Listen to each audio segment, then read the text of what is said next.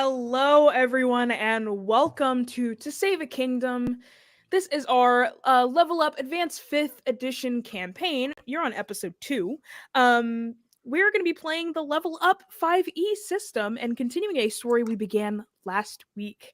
Before we get into our recap, my name is Lexi. I'm going to be your narrator for the day. I'm here with some amazing players who I'm going to have go around and introduce themselves, starting with Drac. Hi, I'm Drac or Draconics. You can find me on Twitter at Draconics. That's Drakoniques.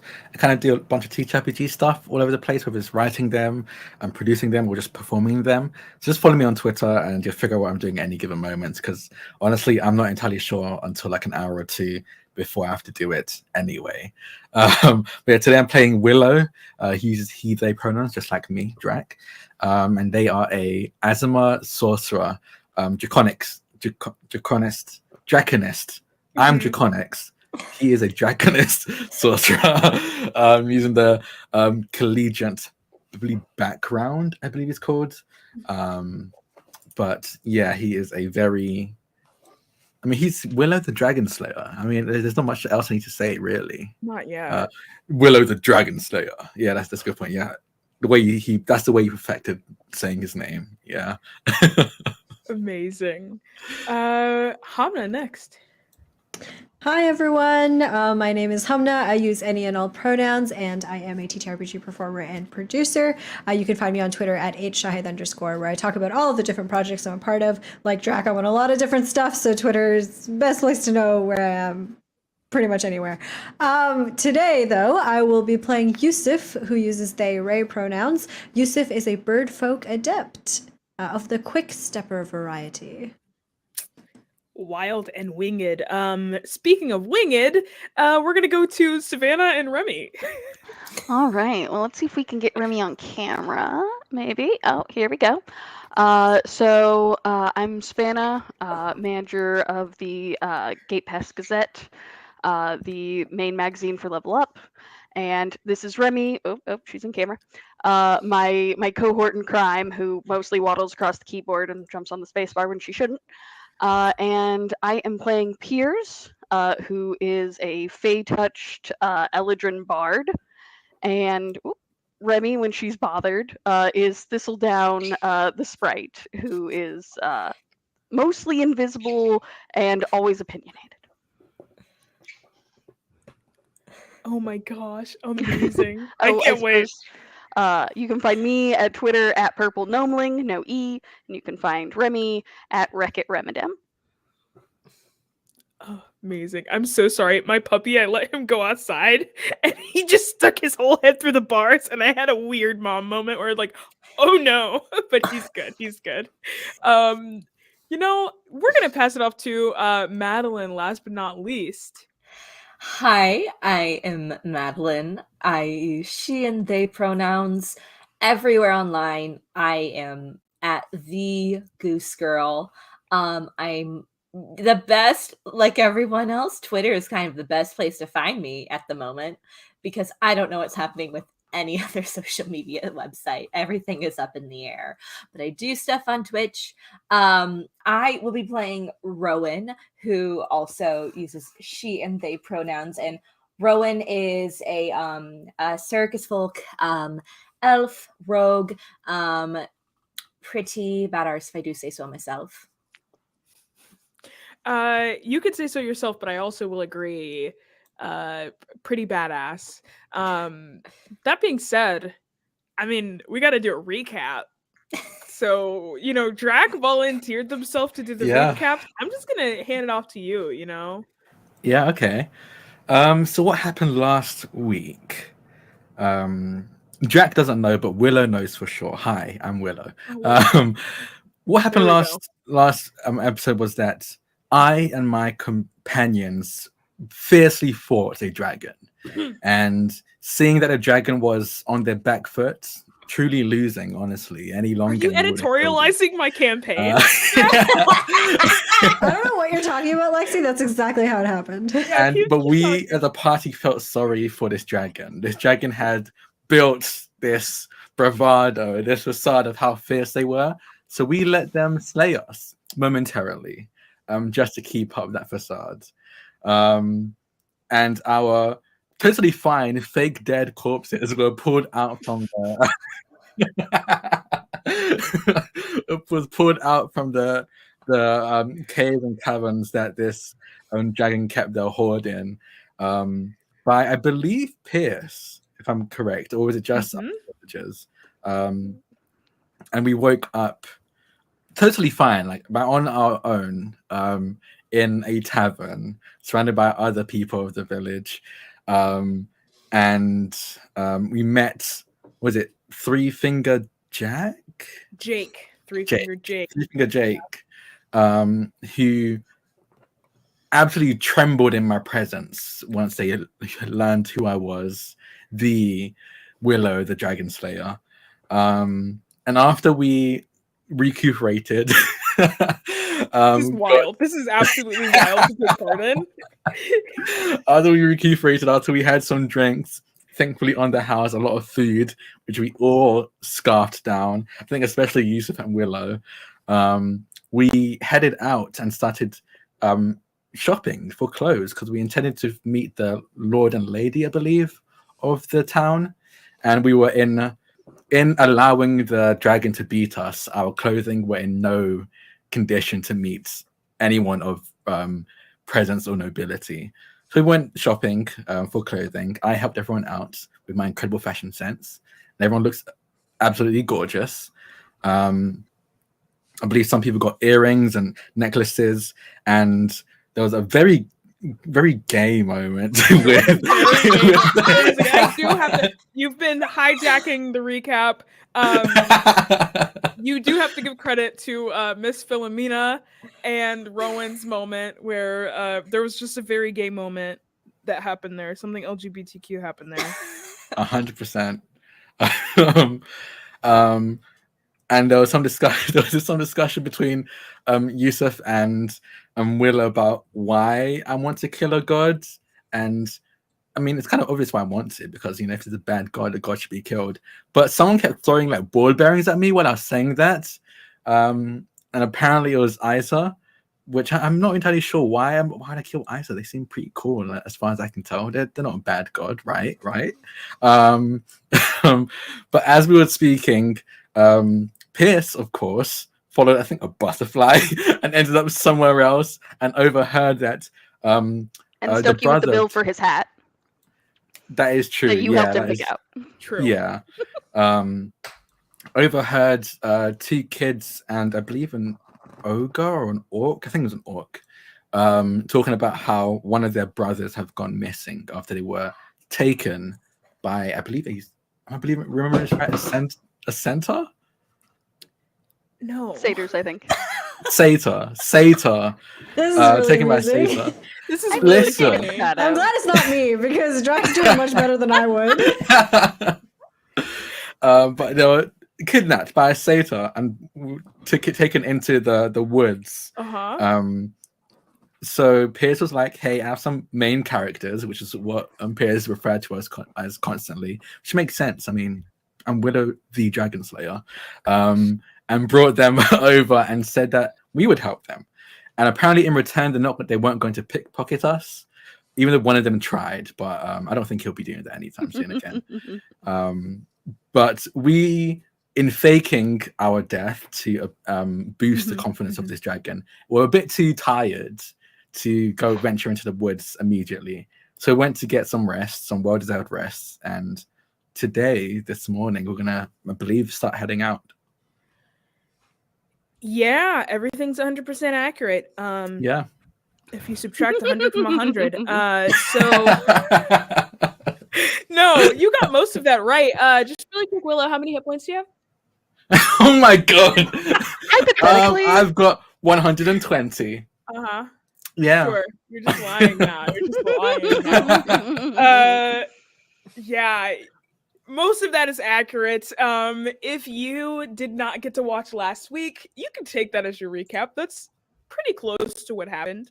To end last week's episode and to capitalize on what you are all starting with this week, Last week, yes. So the hill giant, the local hill giant, Ugg, and the two of the Mortimer brothers, Gord and Beej, basically, these awkward teens were missing their third brother, the leader of the pack, who had been kind of snagged in the forest. They dared him to go into the forest, the Weirwood forest, and it did not bode well. That is where we're going to start this week. You all got your long rest. You got your your sleep. Thankfully. So definitely go ahead and replenish yourselves. You're going to need it.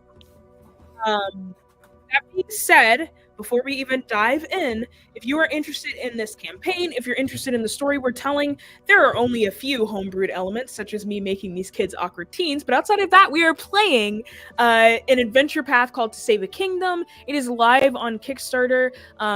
You can literally go back. I think you can back it right now. But we're using the Level Up Advanced 5e system.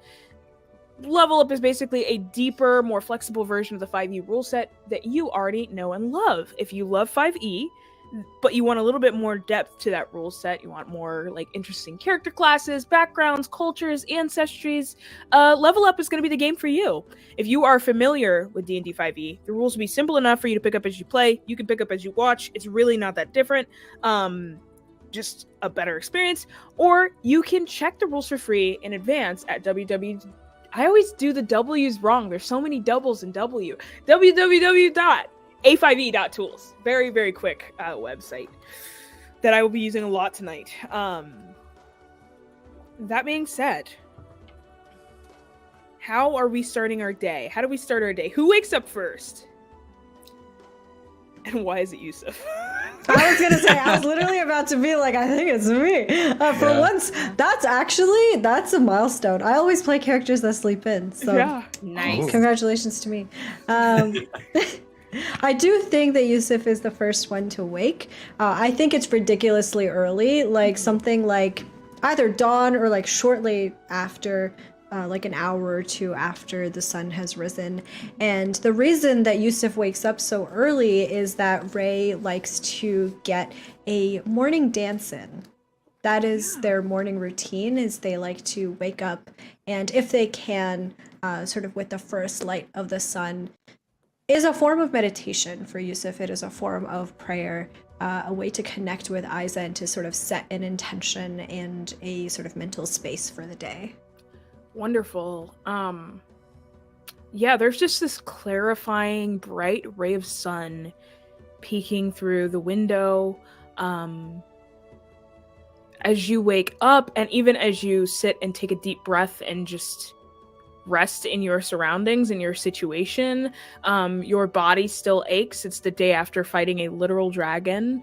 You have scars that you did not have 2 days ago.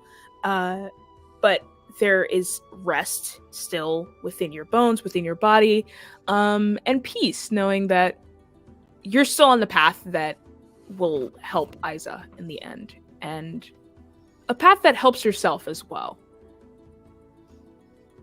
Do you already have an inspiration? I do not. You can go ahead and take an inspiration.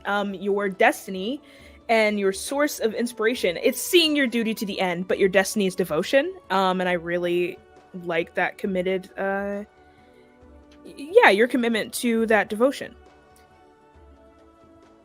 That being said, who wakes up next? Piers doesn't actually sleep. You don't sleep either? No.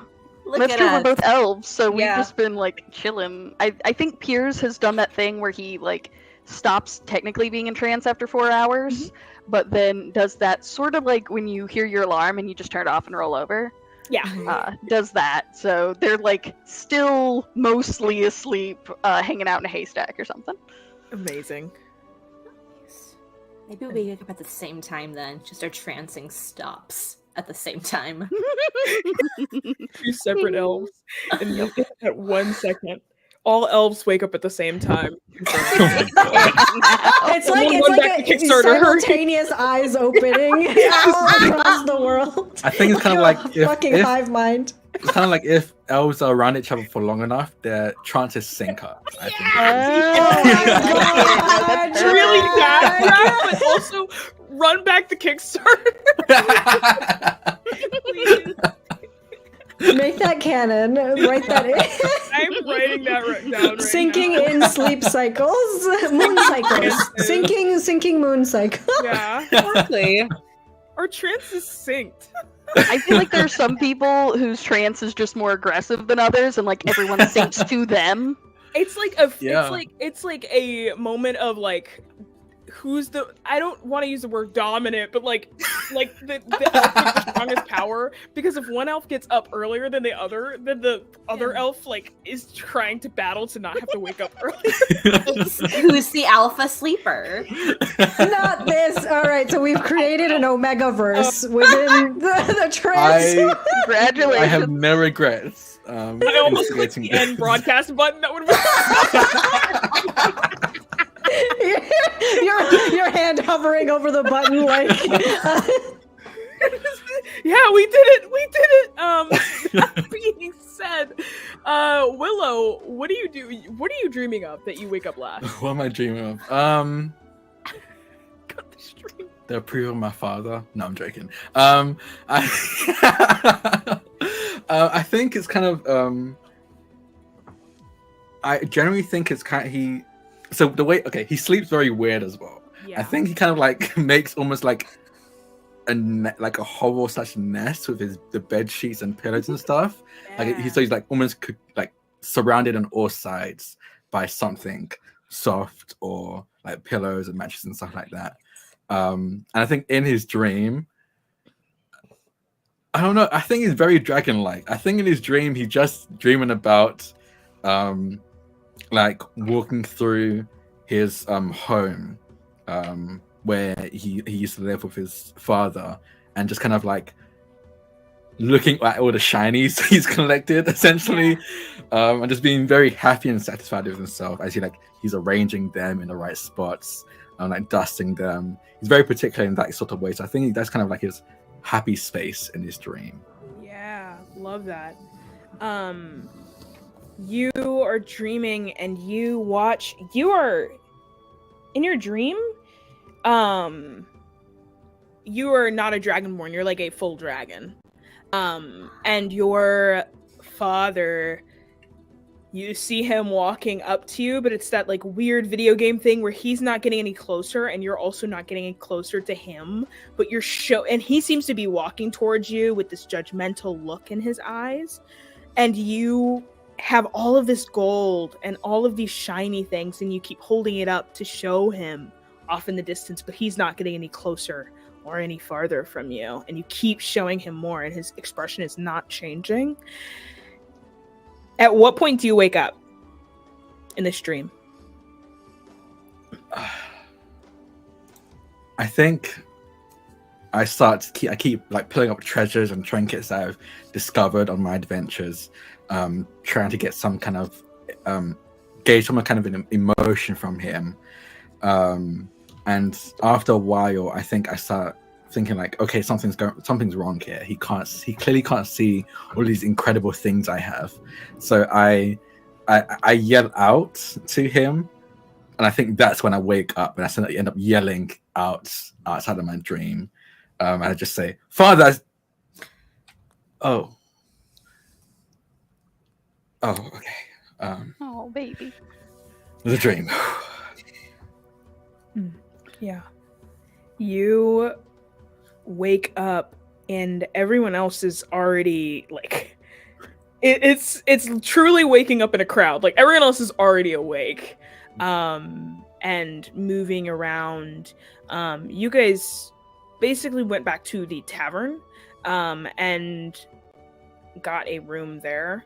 A few rooms there, why not? But well, it's not exactly an inn, but whatever. Who cares? I'm writing it in. Rerun the Kickstarter.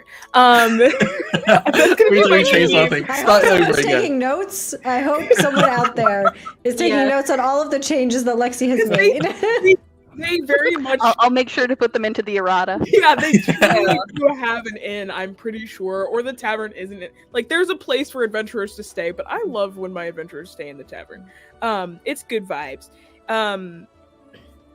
Yeah, you all wake up this morning. You know what you have to do, what you're setting out to do.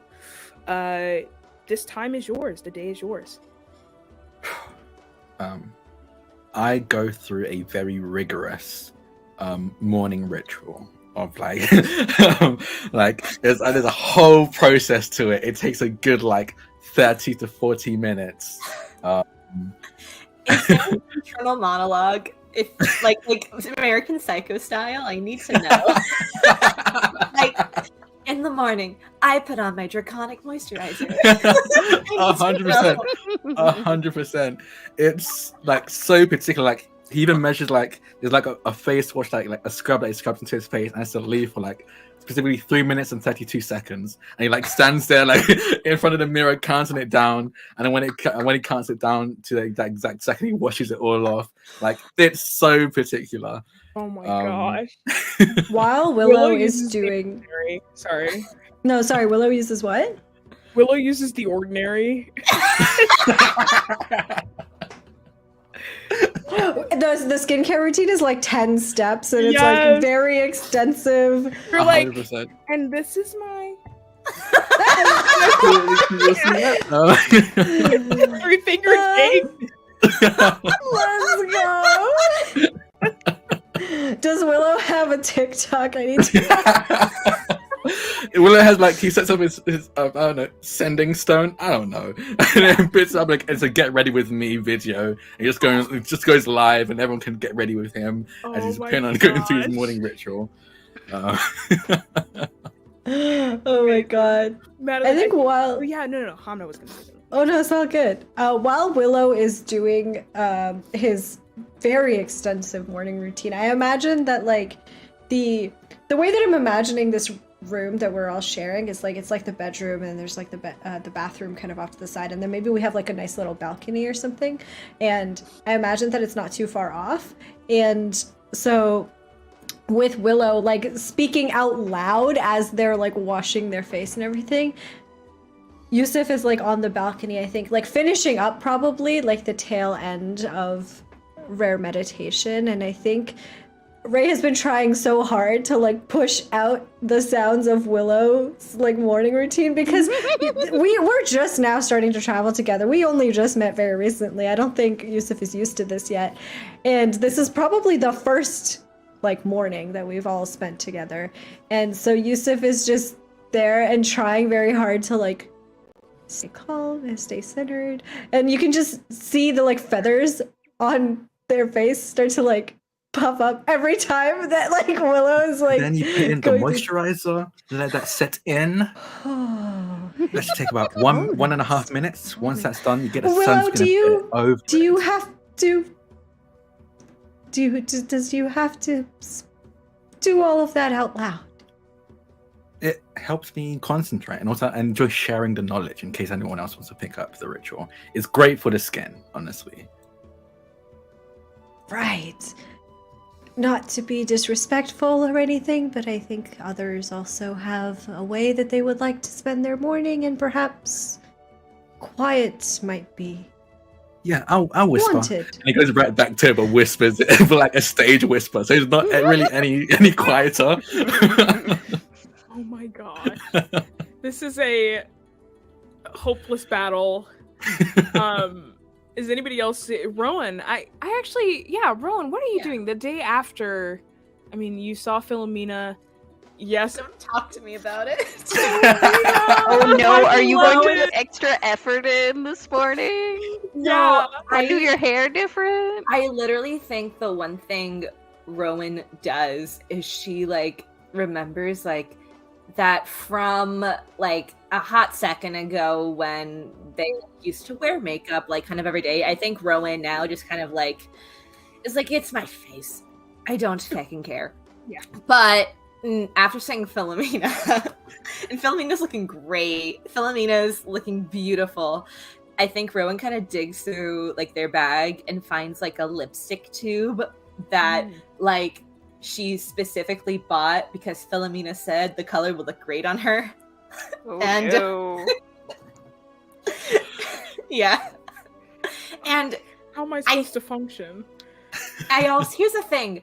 I don't think Rowan knows that this is like a gay thing. I think it's like, this is my best friend.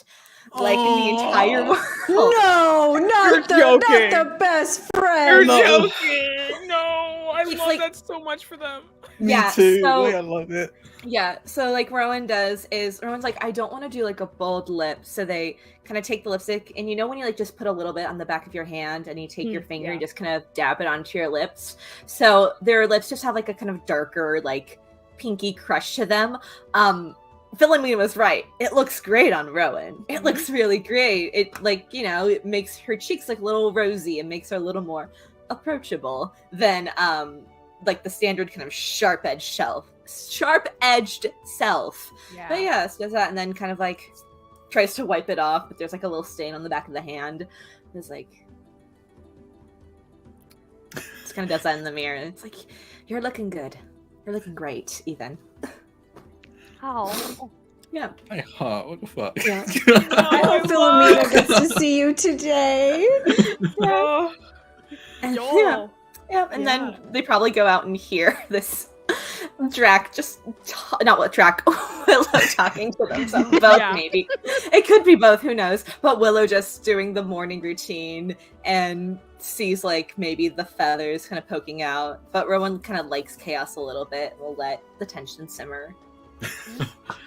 And just stage whisper. Then you spray the perfume and you walk through it backwards and forwards. It's fine. Piers, It's just one day. It's fine.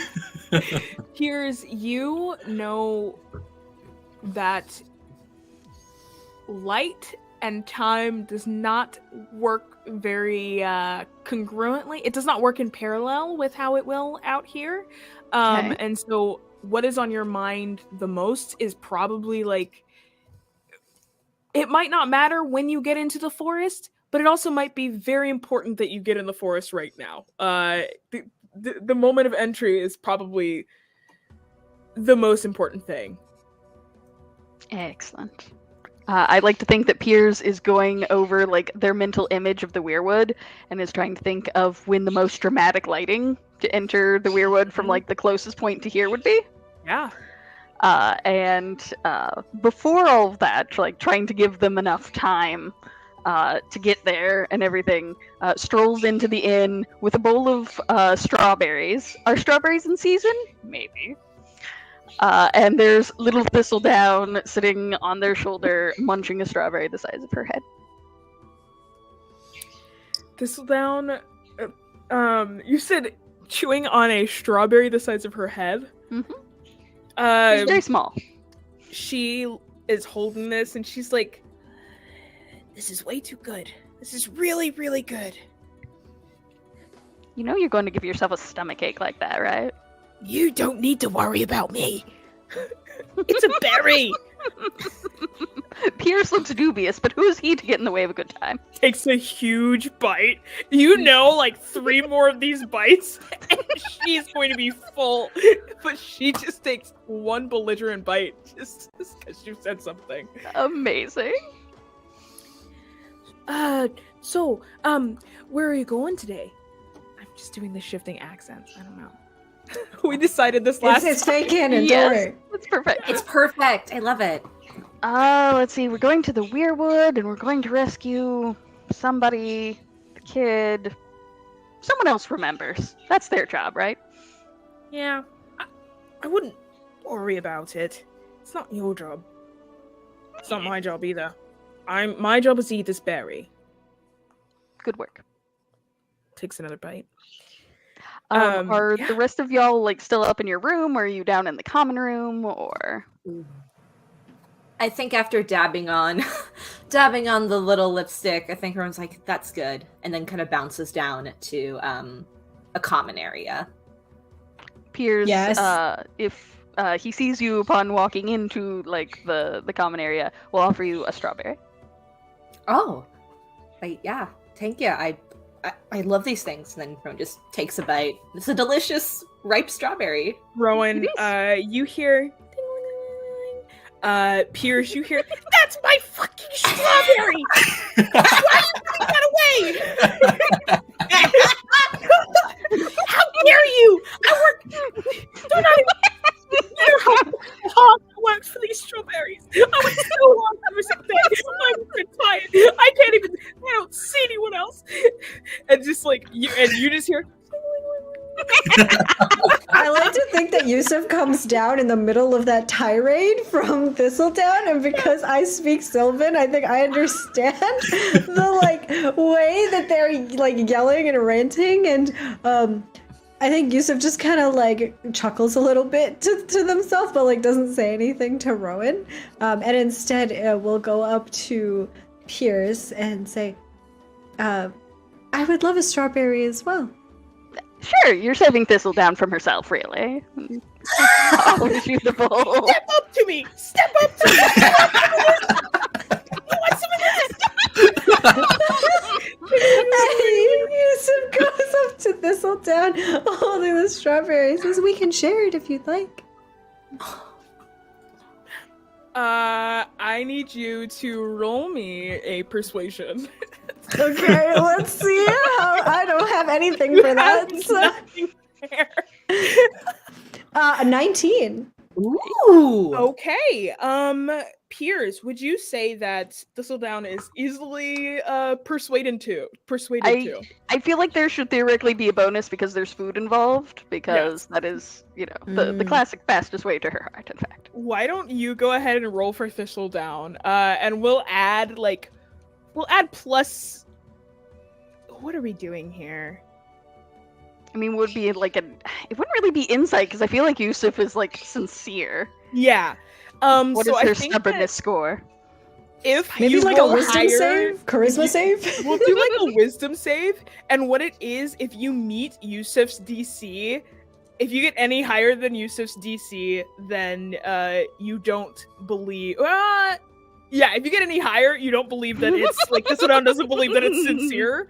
So we're gonna add nothing to this, even though food isn't. It's just whatever you roll on the die. It's a 19 on the die.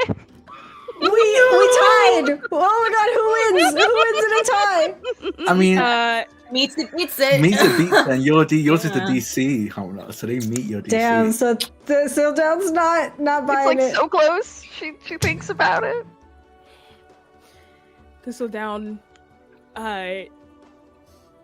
walks up to the berry, takes a bite of it, and spits it on the ground, and goes back to Piers' shoulder. Take your own dang berry. Oh, I'm so sorry. And Yusuf just kind of eats the rest of the strawberry, perplexed, unsure, looking forlorn at the piece that has been spit on the ground. Yeah, it's like little imperceptible bit. Yeah, just teeny weeny little bite. I don't take it too personally. That's why they call her Thistledown. Like, she's really prickly, but once you get to know her, she can be soft. Another Wait, bite. the bells are the. It's your creature, your friend. Thistledown lets out a bunch of expletives that Yusuf and Piers can hear, but Rowan, you hear confirmed. Mouth is moving, bells coming out. All right, confirmed. And are these happy or sad bells? Like, if it's a happy bell, is it like a tinkling chime, or if it's sad, it's like a heavy dour sort of situation? I assume. Okay. It sounds so nice. I'm just going to assume that Thistledown is pleased with me. Still hasn't stopped finding curse words to use. I imagine there's a lot in Sylvan, there's just yeah. like a ton of, how like some We're cultures long. have a lot of like words for a particular thing. I think perhaps we have a lot of swear words. Going through all of it. Willow, you exit after your routine, and you join the party. Yeah, I think just before he does, I think he goes through. I'm pulling on all of these random things I remember seeing like online, like he going through a dominance position. I saw this every time before any interview just like stand in front of the mirror and like just be a very wide stance. So I think he's kind of like power. That's it. He just does that in front of the mirror, being just over and over again, saying, "Willow the Dragon Slayer, Willow the Dragon Slayer." Willow, do you have Dragon Slayer. do you have inspiration? Yeah, I do. I was gonna say I have to give you inspiration. This is wild, but it's so in character. Oh, jeez. After your power posing session, yeah, how are you guys getting on the road? Where are you approaching the forest from? And are you stopping for potions? Or are you stopping for anything beforehand? Piers suggests that we don't waste too much time because I've figured out the exact lighting that would be like perfect for us. So we'll be all like backlit as we walk dramatically into the forest. Is that important? Well, yeah, you're heroes. Like, if you're gonna be main characters, you gotta work with the lighting. I mean, he's not wrong. We are here. Listen, I love the idea of some vanity lighting, but I don't know about you. I'd like to go into a situation like this prepared. And actually, Lexi, how much do I know about the woods? Roll me a history check. Okay. Ooh, I'm not You smart. can do history or arcana. Arcana. Both of those are going to have the same modifier. Yeah. That's a 1, baby. Oh. Not natural. I rolled a 2. Oh, Also something. -1. Yeah. I'm dumb. So let me fix this. You know, maybe I'll get there one day. There we go. Yeah, Okay, there we go. did it. We did it. The thing that you know about the forest, it's not dangerous. It's actually quite approachable. Light might not matter. Time doesn't matter. Everything, it's just like any other forest. Great. I say those exact words to my comrades.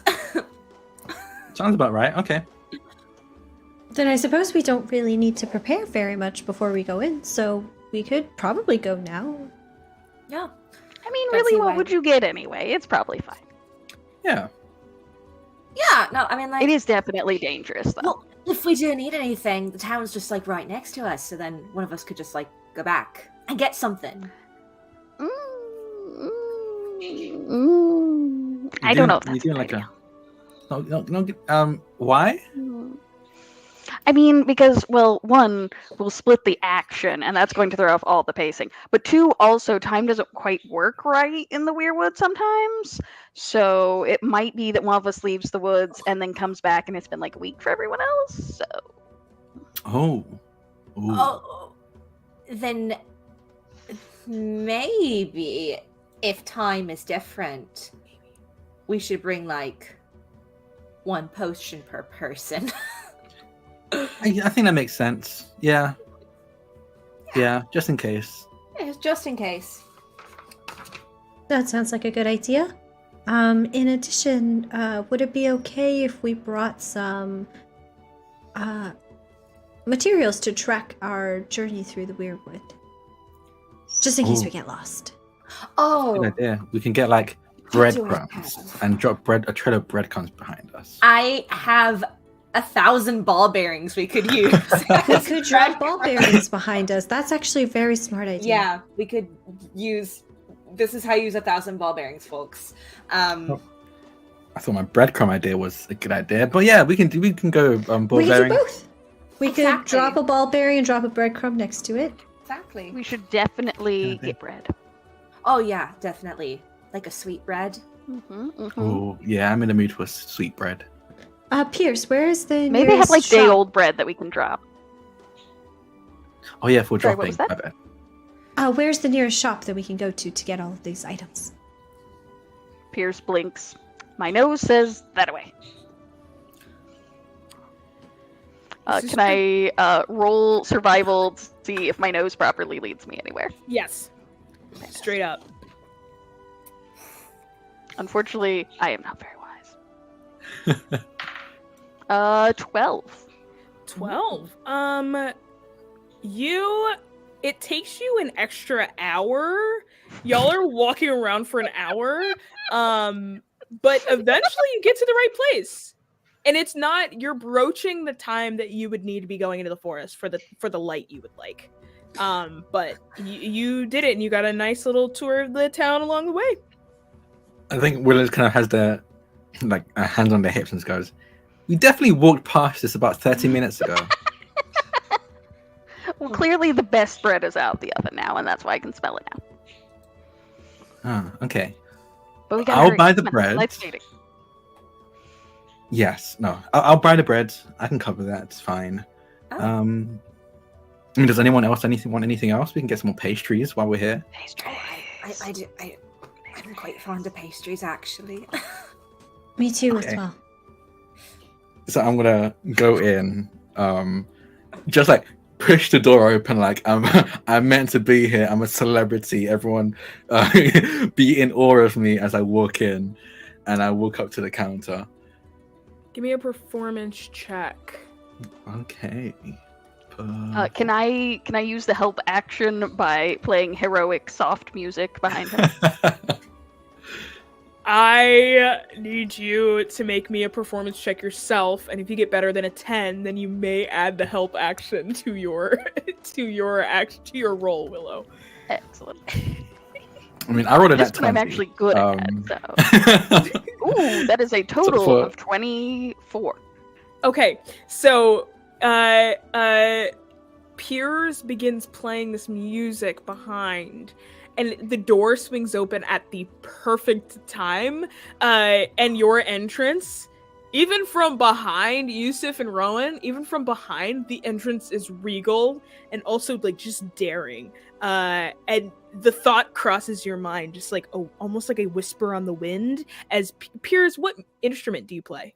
I play the panpipe. Pan, So it's sort you of like hear mystical piping noises. beautiful. It's almost it's not jazz, but it's close to discordant, except that Piers is able to reel all of it into this like beautiful melody, and whispered on the wind that conjures around them, you hear dragon killer. And just over and over as they walk in, and everyone else also hears this as you come in, a level 3 sorcerer. And you see a clerk just standing there like, Hello. I would like some bread, some sweet bread, maybe 2 loaves of that. And what's your best, most popular pastry? I'll have 4 of those. and you see a person, they're just like completely bald, they have just like their features, they're getting very rosy as they talk to you, and they're just like, we have Tombo, what do we have right now? What's like your most popular thing? And Tombo steps out and didn't see your entrance, but looks at you and goes, and drops a tray of bread on the ground. And the person who was helping you goes, well, what Tombo just dropped is probably your most popular thing. It's owlbear claws. They're like, it's like a bunch of seasoning and like beautiful, like, I don't know, it's kind of cool, and it's like in a claw shape, but it's I mean, it looks delicious. I mean, before it was dropped. Do you have any others? Do we get a discount if we buy the ones that are dropped? I mean, yeah. 5-second rule. 5-second rule. It's been Tombo immediately I've drops noticed to his it'd be knees and starts longer than watching. 5 seconds. Yeah, it's definitely been longer than 5 seconds. It's the spirit of the thing. It's fine. She looks at you and says, we're kind of a one-trick pony. So we've just got sweetbread and then our owlbear claws. But, like, what do you want? And that's honestly it. 2 loaves of sweetbread and 5, I guess, servings of owlbear claws. Okay, she runs. Like, Tombo dropped to the ground to pick up everything, thinking that y'all were gonna buy it off the ground. You watch her literally bound over top of him, like running, like just pure running to the back. She brings you the sweetbread. She brings you bear claws. It's a little bit of a wait. And she's like, it's on the house because we like dropped the first batch that would have been yours. Oh, thank you. And I don't think Willow realized what's going on. He's like, yeah, sure. I'm Willow. Of course they're going to give me all this stuff. And takes takes the sweetbread and bear claws, and I think gives the one behind the counter, so not Tomba, but the one he first interacted with, a wink, and heads out with the rest of the group. Piers was totally buying the ones on the ground. Oh my god. Oh, absolutely. Tombo gives them to you very, very easily. And he goes, I like your pipes, the pan pipes. Thank you. Gives them to you, a whole tray, so you have food. Willow, you hear as you leave, just like a very weak voice. If ever you want bread. He turns around and runs. I like to think that Piers has taken the very fancy hat that y'all bought yesterday and has put the owlbear claws in the hat and is just like carrying it under one arm. So they say if you ever want bread and it runs off. You're like absolutely embarrassed. I think like Willow like turns around and is about to say thanks, and then sees them just run off and goes, "Oh, okay. Did I scare them? Oh, okay." And just turns back around to head out again. I don't think they're used to eating. Goodness, I don't think they're used to meeting main characters. I don't think they eat them much either. I would hope they don't eat them. I mean, I suppose yes. My presence is quite a lot to handle for most people. I didn't expect that reaction though. By the way, should I just hold on to these bear claws, or do we have like a? I can hold on to them. It's fine. And when you look, go ahead. When you turn to see, I think like Yusuf, having seen the way that it looks from the back as well, like Lexi, you said was a sight to behold, for lack of a better turn of phrase. And I think Yusuf the whole time was like wide-eyed, like looking at Willow just do their thing. And you can see that when you come and turn around, there's like a moment where they have to kind of like come back to themselves when you ask this question of like, should I just hold on to the owlbear claws? And Yusuf just kind of goes with this like look on their face, like they are seeing you for the first time. Like they haven't truly looked at you before. And Yusuf kind of goes, I can take them if you'd like, since you bought them and all, you know. Yeah, if you don't mind. It kind of gave, and I hand it over to you and go, they gave it to me for free, which is odd, but I guess it's probably because I'm, Willow the Dragon Slayer. It's fine, but I got an extra one just in case you wanted it, because I know Yusuf, you have quite a bit of an appetite, a lot like me, so 2 servings for you. That's really thoughtful of you. Thank you, Willow. And they take the owlbear claws, and they take the one extra one in particular and just kind of like hold it in rare hand, very gingerly, like very tenderly, like it's a sacred gift that has been given to Rem. The entrance that your presence, I think, would make for a fine addition to the dance with Isa. I mean, I would love to dance with you. I'm not incredibly great on my feet, but if you don't mind that. I think that you'll be just fine. Okay. I'm looking forward to dancing with you. Me too. Owlbear claw? Oh, yes, thank you. I'll take an owlbear claw and just kind of like nonchalantly just start biting into it as they turn to Pierce. Just like, I think all of this goes over their heads. And Piers turns to- is entirely oblivious to anything. Of that And Yusuf kind. turns Roman- to the rest not of their them. genre. So, what's that? Not the other genre. Yusuf turns to the other two as well, says, "Oh, and Albert Class for everyone, of course." Oh, I got some. Don't worry. And Piers takes one of the fallen owlbear claws out of their hat and just crams it entirely in their face. But thanks, they say through crumbs.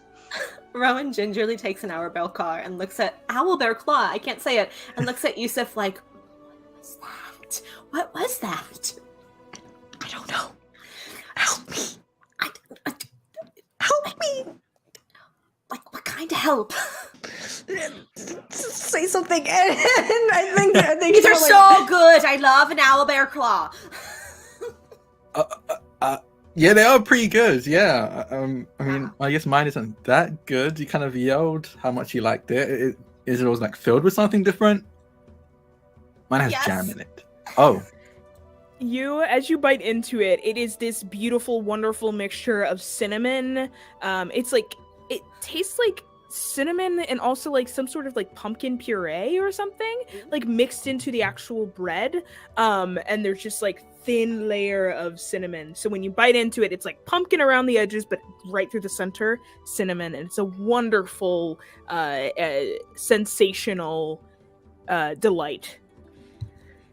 It's pumpkin. It's my favorite flavor. You see why they're a okay. one-trick pony. Like, you get it. Yeah. Like, if it ain't broke, don't fix it. Let's go to the woods now.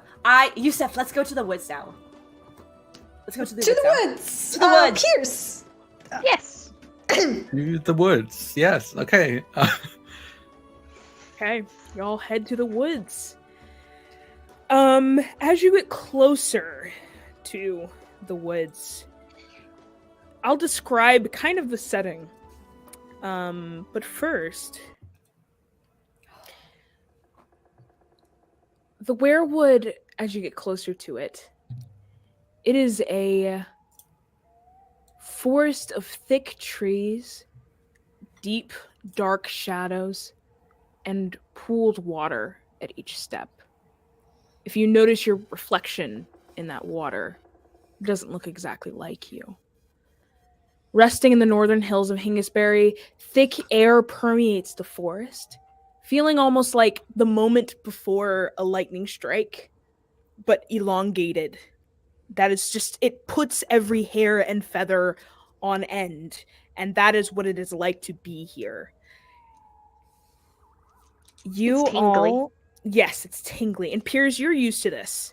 This is just norm for you. Mhm. We're going to enter into a period of exploration because the Feywild, it has time. It has time bounds different than where you are right now.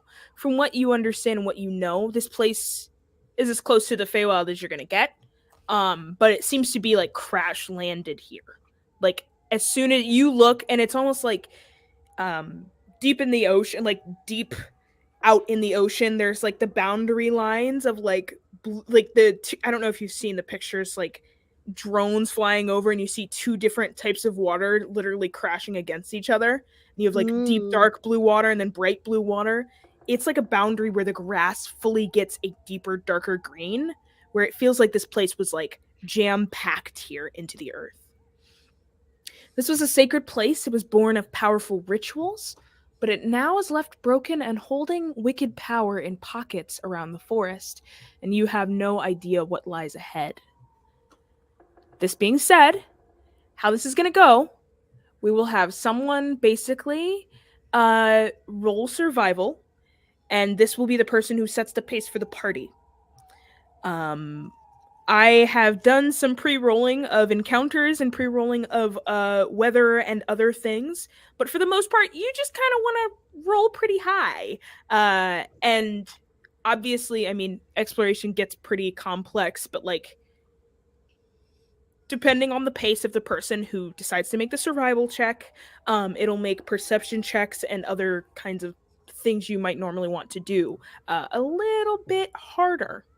So... Is anyone proficient in survival? Yeah. Because I am technically proficient, but I also have a -1 in wisdom So if we're doing like a normal I am survival proficient. check. You're proficient? Yes, Yes. I'm proficient, but I have so it only gives me a +2 in my survival. Well, it's better than nothing. It's better than Okay, Yeah, is I've it- got nothing. which is mine. Serious? Am I really? Oh no. Okay. I got nothing. Yeah, I mean, I'll roll unless then. Lexi lets me roll Dex for my survival roll. Not Which exactly. I don't Not here. I'll Maybe later. roll. Who knows? I'm good at I'll other roll. things. but not It'll be this. fine. Willow is the dragon slayer. You know, like Mhm. woods are nothing compared to that. So let's see. Especially Yeah. So go ahead and roll me a survival check. a 12. 12. Interesting. You all go ahead and describe the first hour of like what you were kind of doing in the woods to track your way to Mark behind you. And we'll get to what actually happens that day. I think Willow is just kind of like walks in just so confident that he can navigate these woods. Because I don't think we've been told that it's anything weird to navigate. I think we got told that time acts weirdly here, but Mhm. that's about it. And so I think he comes into it with like the knowledge that he has of navigating normal woods. Because I don't think he's like unfamiliar with that kind of thing. Mhm. And he just kind of walks through like one of the loaves of sweetbread under his arm, like every few like meters. He plucks like pinches off some bread and tosses it on the ground to make a trail, and just keeps going ahead. And I think every so often he'll like reach out and kind of almost like you can see almost like a small his fingernail kind of almost like elongates into a small claw and like scratch along the wood of a tree trunk, as well as like an extra marker. And it just goes, always have to make sure there's some very clear markers in case the ball bearings and the bread disappear. And then keeps walking down again. But yeah, you can obviously take over after that. But yeah, he navigates it as a normal would. Yeah, if someone wants to roll me a perception check, anyone can. Go for I it. would like to do it. Do it. Both of you can. Yeah. Okay. Is this based on sight or hearing at all? This is based either one. So you Okay. can get your Okay. We'll both roll. Oh, mother. What's a 9? 15. With a 15. With a 15, you see into this forest, and mind you, it is getting darker and darker, and the trees are getting a little bit more thick as you get further into this place. You walk. That's how, Willow spends the first hour, and you follow behind. You're not a navigator. But what you do see off in the distance, you see a centaur fellow, who seems to be trotting with like some lines behind him, like leading like leashes behind him almost. You can't exactly see what's behind him.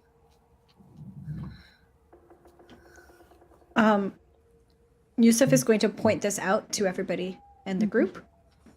Is going to ask specifically Rowan and Piers, who, know about the forest a little bit more. Are people supposed to be in here? No, I mean, they're like fae and stuff here. Yeah, kind of along the lines of that. Okay, so that should be. We should ask. See if they've seen The boy? the boy. What was his name again? Poke? I don't know. Poke. Poke. Perhaps we can see if they've seen Poke. I've I got think it. it's worth a try. Perfect, yeah. No harm, no foul. Piers volunteers himself as party face. This will not go wrong at all. How are you approaching this person? Like we are very good friends already. Go for it. Like very open, very like, oh, hi there. Yeah, no, it's a great morning we're having today. Digs around. Do you want an owlbear claw? And as you get closer, you're kind of are you getting closer to them? Like you're approaching them? They're pretty far off. Okay. Yeah. So as you approach I'll them, yell. you see a centaur fellow. You see a centaur fellow, dark skin, very hairy chest, barely wearing anything except for like a bandolier with like knives and a few pouches. But you see the leashes leading behind him, something that Yusuf couldn't see before. You see what you know as anti-centaurs, which are these my God. broad-necked, stacked delts, stacked biceps, absolutely ripped bods, and they're like, it has to be that way because they literally have long horse necks coming up. And it turns into the like beautiful head of a horse. You see a pack of like 6 behind him. Would it be reasonable that I've seen them before, if not necessarily interacted with them? You would have definitely seen them before, yes. Gotcha. Piers continues ahead, blithely ahead. Piers' version of normal is a little weird, so. He looks you at have friends! Well, that's good. I have a lot of owlbear claws. I will only take one. I would like one owlbear claw, as you would say. Key to ground. Offer it up. Piers is somewhat short. I assume the centaur person is much taller than me. Yeah, reaches down and grabs it. This is beautiful. Absolutely wonderful. I just... It makes me tear up and cry. And he literally begins to cry in front of you.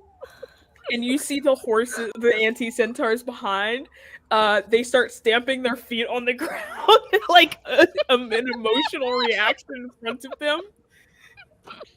What would you like to do? I feel so uncomfortable. Like you, Drac or Willow? Drac, I have no idea what's going. This is weird to me. This is weird, right? I'm not. This is weird. You know, I mean, yes.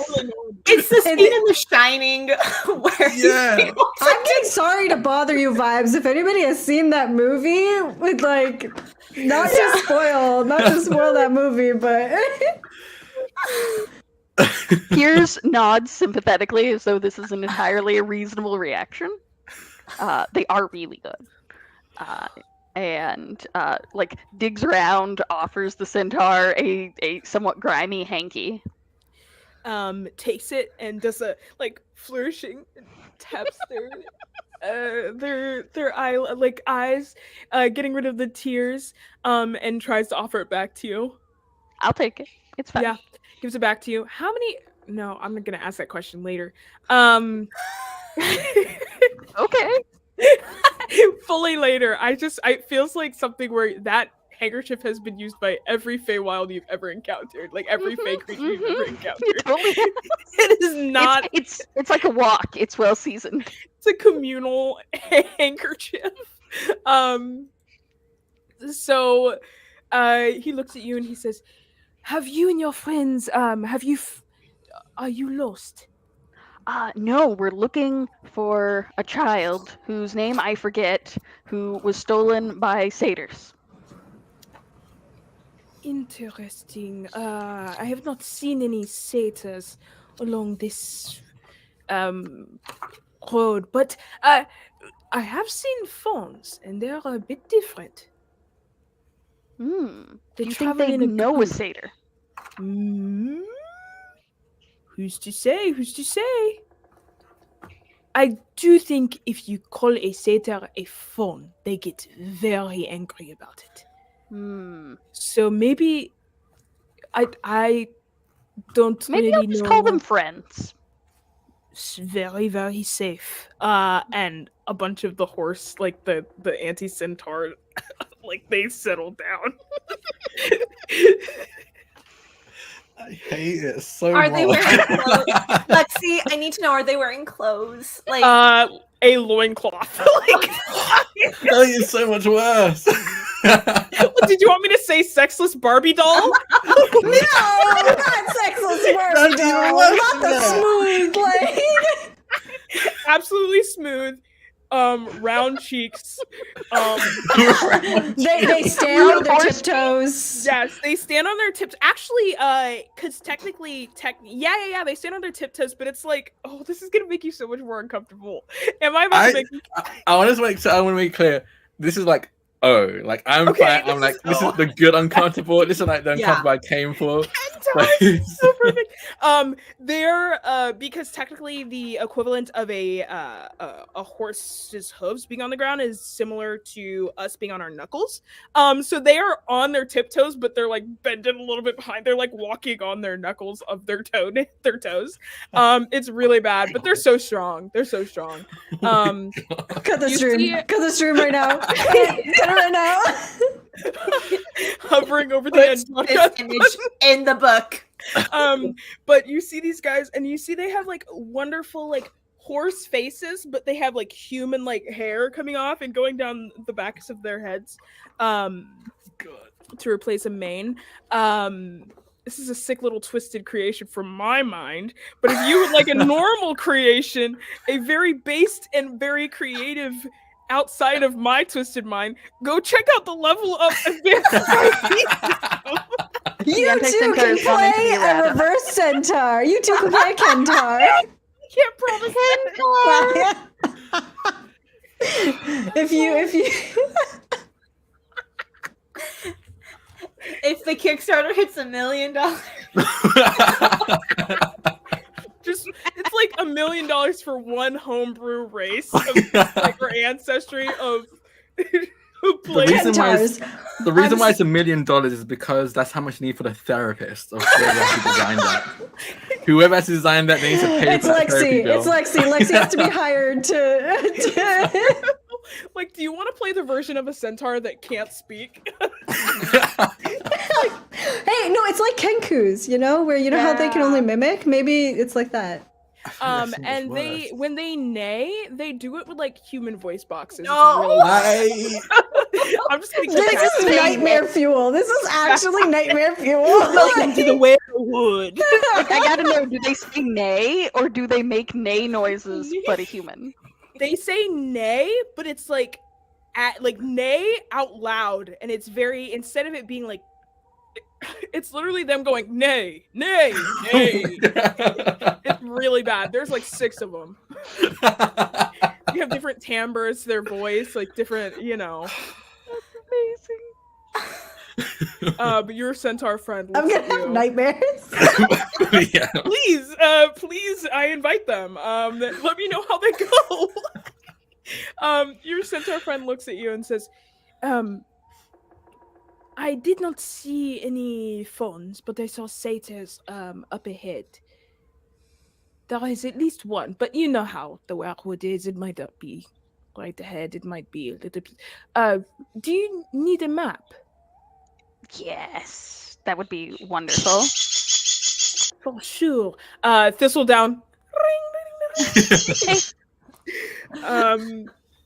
Absolutely wonderful. I like to think that the centaur has like pulled the map out dramatically, and it flaps and spooks her, and she like zips around Pierre's head, like making frantic tinkle noises. For sure. And you are given a map of misdirection. So this is a map that it essentially, he tells you, it will not work outside of the Weirwood. Truly will not work. But you can get a better sense of where you are in here. And you see that the different sections of the map are literally shifting around and moving to different places. Some sections are getting really, really small. Some sections are literally lifting off of the page and disappearing and then reappearing in other places. But overall, you can see where you are, and possibly that would help you get directed a little bit more. Fantastic. I don't actually know your name. Oh, it all comes down to this, don't it? Hold on, you're telling me. My name is Elder McBelder. Herder McBurder. Oh, okay. I was like, hello? The reason I was mad was because I was like, I really picked an accent that makes this unidentifiable. Piers probably has very little idea of what he said, So he just sort of tries to mimic him, but poorly. Yeah, And it's like, yeah. it's like, so Air Bear. Yes, I'm Piers, and these are my friends. Has anyone gotten closer, by the way? I think the moment I see the weird Kentars, I stop moving. And I'm like a good, I don't know, 30, 40 feet from then. I'm just like, I'll just stay here. I'm just gonna stay here. I think Yusuf followed Pierce. I think this is the scariest thing Rowan has ever seen. I came into the forest knowing everything. I know nothing. The closest approximation is like, I don't know, it's like a kid and they find out that like, I don't know, that it's not actually like Mickey Mouse, that it's like a person, and their dad tells them, and just like the eyes are wide and there's the shock and the sadness and the fear, but just like the Yeah. Truly not blinking. Yeah, it's like literally a kid that's like, I love horses, I'm a little horse kid, and then they actually see a horse in real life and realize it could kick you to death. Just a very specific fear. And he sees you, Yusuf, and says, hello, bonjour. Or as we say in the Fey Wild, hi. Sorry.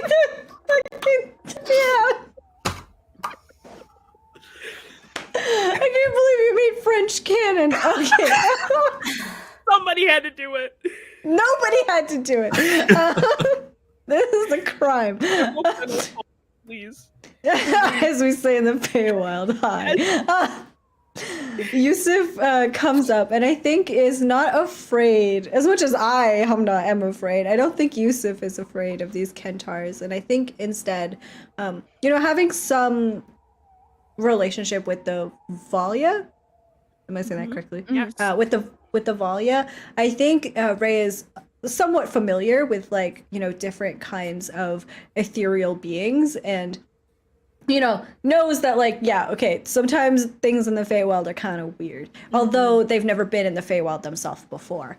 They've probably heard stories and tales. And so they kind of come up and they say hello to this man. I notice also that you have some wonderful friends with you. These are my they're called anti-centaurs, but I don't really like that because they are like me. But their eyes are really bad, so I'm trying to lead them around the forest, trying to find a clearing for them to go to. What are they going to a clearing for? To run, to be free in nature. Of course.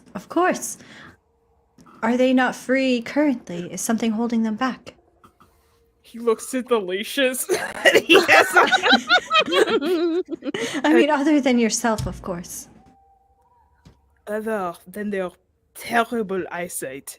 Will the clearing fix their eyesight?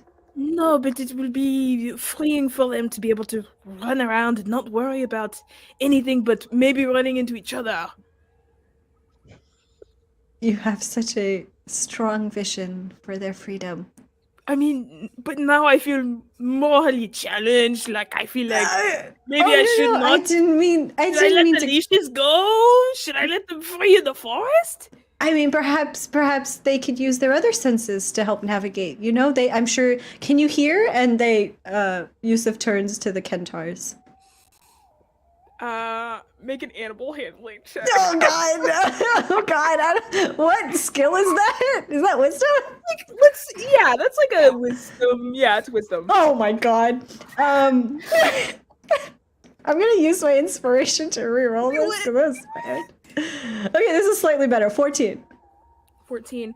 The one you walk up to is it has a white, like a cream mane and brown spots, and when it turns to you, its head looks down at you. These heads go straight up into the sky and look down. What did you ask it? Can you hear? two stomps of a hoof and then pulling its hoof back in the ground. I'm gonna assume that's a yes. And so, gesturing to the centaur that reacted, see, they can hear, so perhaps they can navigate through auditory cues instead, and you don't necessarily need to keep them on leashes. If freedom really is what you would like. Give me a persuasion check at advantage. Like roll it. Yeah. I got a 15. There's a moment where Unearthly looks down. Herder looks down. He sees the one-to-many leash, like this leash that is like really leading them behind, and he looks up. You see this moment where he gets tears in his eyes, and they're all looking like it's like a beautiful moment, except their like horse heads are all looking separate ways with eyes on the sides of their head. So it's just like not as beautiful as it. But he tears up and he says, "All I want is freedom for you. I thought I was being a shepherd, but I was truly leashing you from a right to wander the forest like me." And he takes a little dagger from his bandolier and cuts the leashes. And he yells, "Be free, my friends!" And at first they all stand there. What do you do? I offer each of them an owl bear claw. They one by one grab an owl bear claw and bolt in different directions into the deep dark forest. And Herder just stands there as they all go in separate directions, and he's like, I think I will be worried about this one for a long time. They got before they left, though, so... You can follow them around if you'd like, if you're concerned about where they're going or how they're doing. And Yusuf, I think something that is a detail that is necessary to know. The speed at which horses can run, these human body, like half human bodies, like bolted at that speed, all six That's of them. terrifying. You said they were humans on the bottom, so I thought maybe they ran like humans. They're using warhorse stats. Oh my god, that's terrifying. All disappear, and he's just like, I'm sure He maybe has some regrets. Yes, I will stumble across them in the future. All of them safe and sound. You have to trust. You have to let the children go eventually. I mean, if it helps any, I wandered these woods as a kid all the time, so. So they will be fine, right? I made it past 25, so. Okay. And me, I'm a whole 100 now. Here, give me a persuasion check when as you say that. Does my negotiation specialty apply? Yes, it does. Ooh. All right. So that is 18 and then 21. He settles down a little bit, takes a deep breath, and he says, "Well, if you are walking proof, then I will trust that they will be fine." You hear a loud, echoing, haunting neigh from the forest. And you literally see birds like like flying off in the distance, like a flock of birds just flying off. In another section of the forest, some vultures begin to like circle around an area. And he just he's looking at you. I'm really sobbing right now. Yes. I'm sure that's unrelated. Absolutely. This is where I must leave you. I hope the map does well and that you find your friends. Thank Yeah, you. I no, hope you find your children soon as well. Oh God. And he starts Piers gives him the thumbs mumbling. up. He gives you the weirdest thumbs up back and walks off. I think Piers gives him a bear or an owlbear claw for the road. Oh, absolutely. Just seal it off with a beautiful bear claw, owlbear claw. He takes it, he walks off in a separate direction, and you all are left in the forest to continue. Um, the rest of your day goes quite uneventfully, and we will pick up after our break at nighttime as you decide what you're gonna do.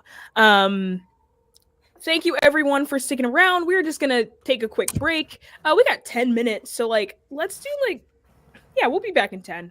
We know what time that'll be. Yeah. For sure. You will know too because the countdown clock will say. That being said, if you're curious about this campaign that we are playing, except for the Kentars, that is a personal nightmare. Straight out of my brain. We are using the Level Up Advanced 5e system. I keep saying this just because it's cool. I like having this that I can just sneak in everywhere. This game is basically just like an extension, a more flexible version of the 5e rule set that you already know and love. As you can see, it's pretty close to what 5e is kind of doing. So, it's just building on top of it in a very unique and deep way. If you already know 5e, I'm sure you already could tell what we're doing here with some flavors, Destiny flavors, inspiration flavors, NPC flavors. You can check out the rules, conditions, and spells and classes and all that good stuff for free at www.a5e.tools. And we will see you in 10 minutes. Oh my gosh, it's like 8:30 right now. Bye!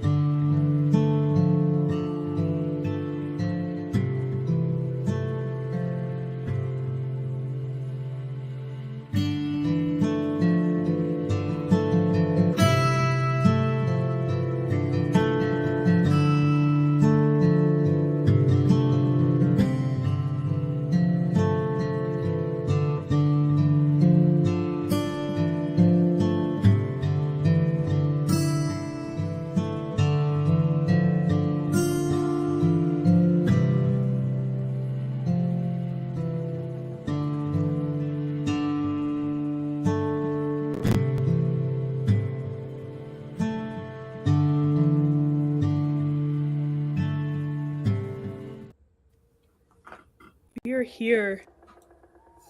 We are here, and we've been cursed, and we're back to continue being cursed. Who knows what's next in the Feywild?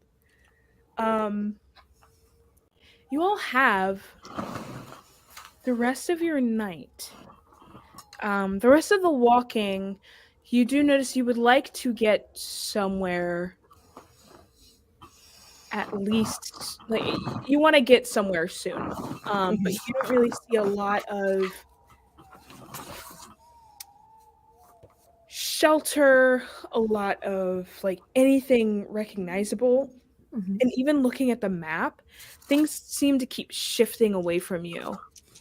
And it gets to the point you all are probably going to have to rest for the night.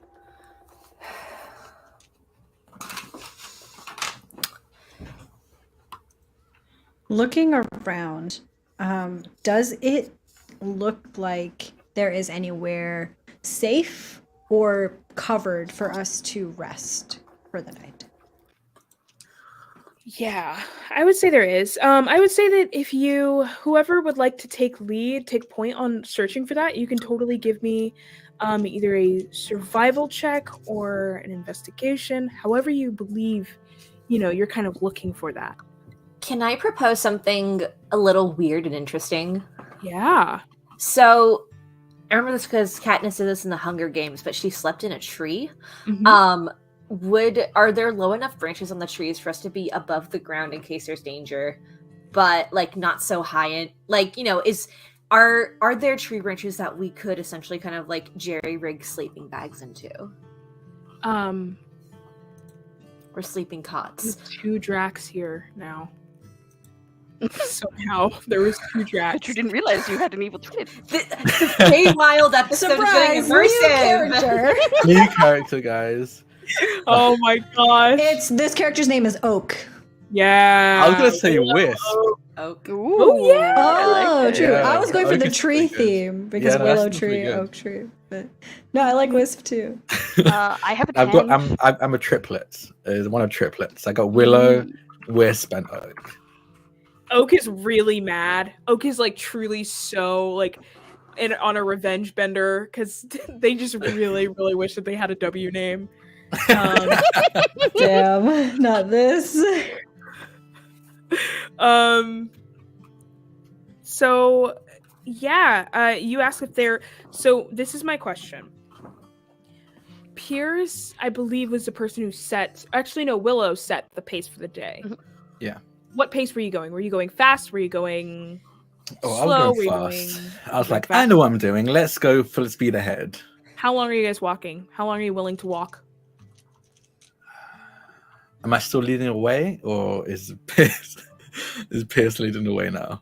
You have a map now, but as I said, things are kind of shifting and moving. Nothing is appearing to you as you would like it. I'm gonna roll for it.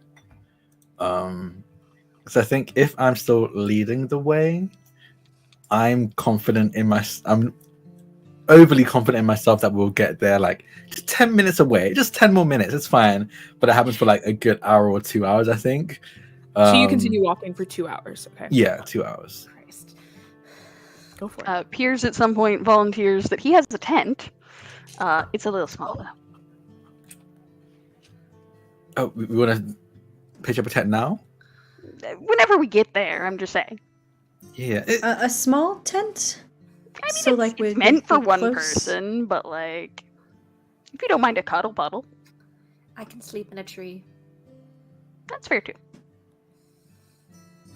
I most definitely Ooh. can't sleep in a tree. Oh man, next time we should pack hammocks, and then we can string our hammocks in the tree. I mean, I'll be roughing it. I suppose that's what we're doing. So yeah, I don't mind doing that. But I didn't bring a hammock this time around, so you might Next need to use your tent. Yes. Me neither.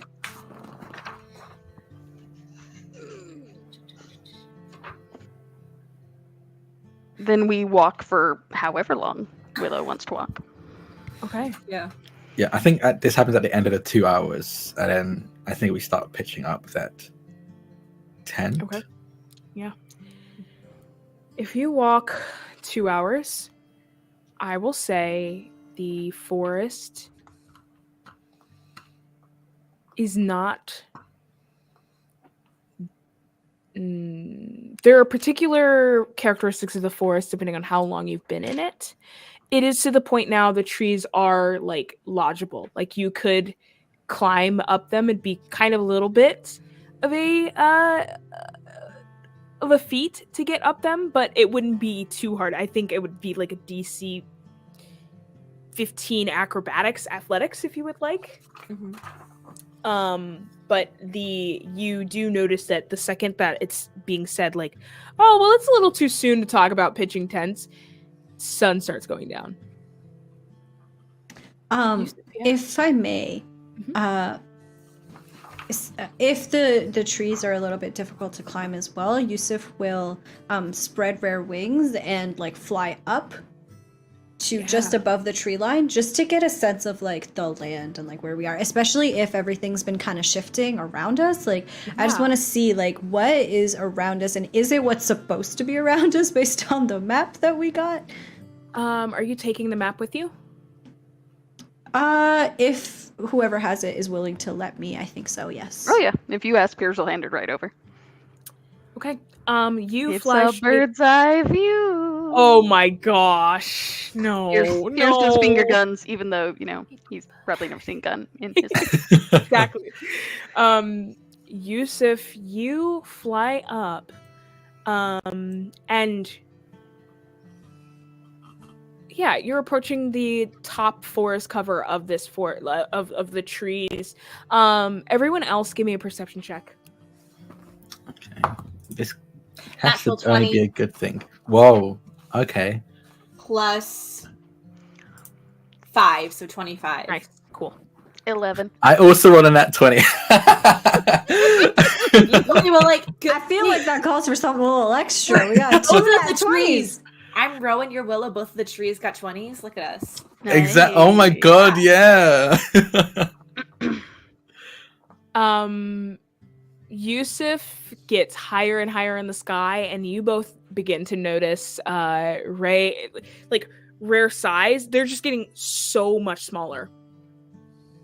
Yusuf, you don't notice this. You get to the top of the trees, and you do see, like, as you peek that forest line, you have the map, and it is shifting and moving the way that it looks on the map. So you do know, like, it at least confirms something, that if you have no direction, one, you can trust your map, and two, if you, like, wanted to find a place to set up camp, you could pick something on the map and hope that it's within a realm of some sort, and set up camp there. And that is still useful. Surrounded by the forest. Yeah, still surrounded by this dark forest.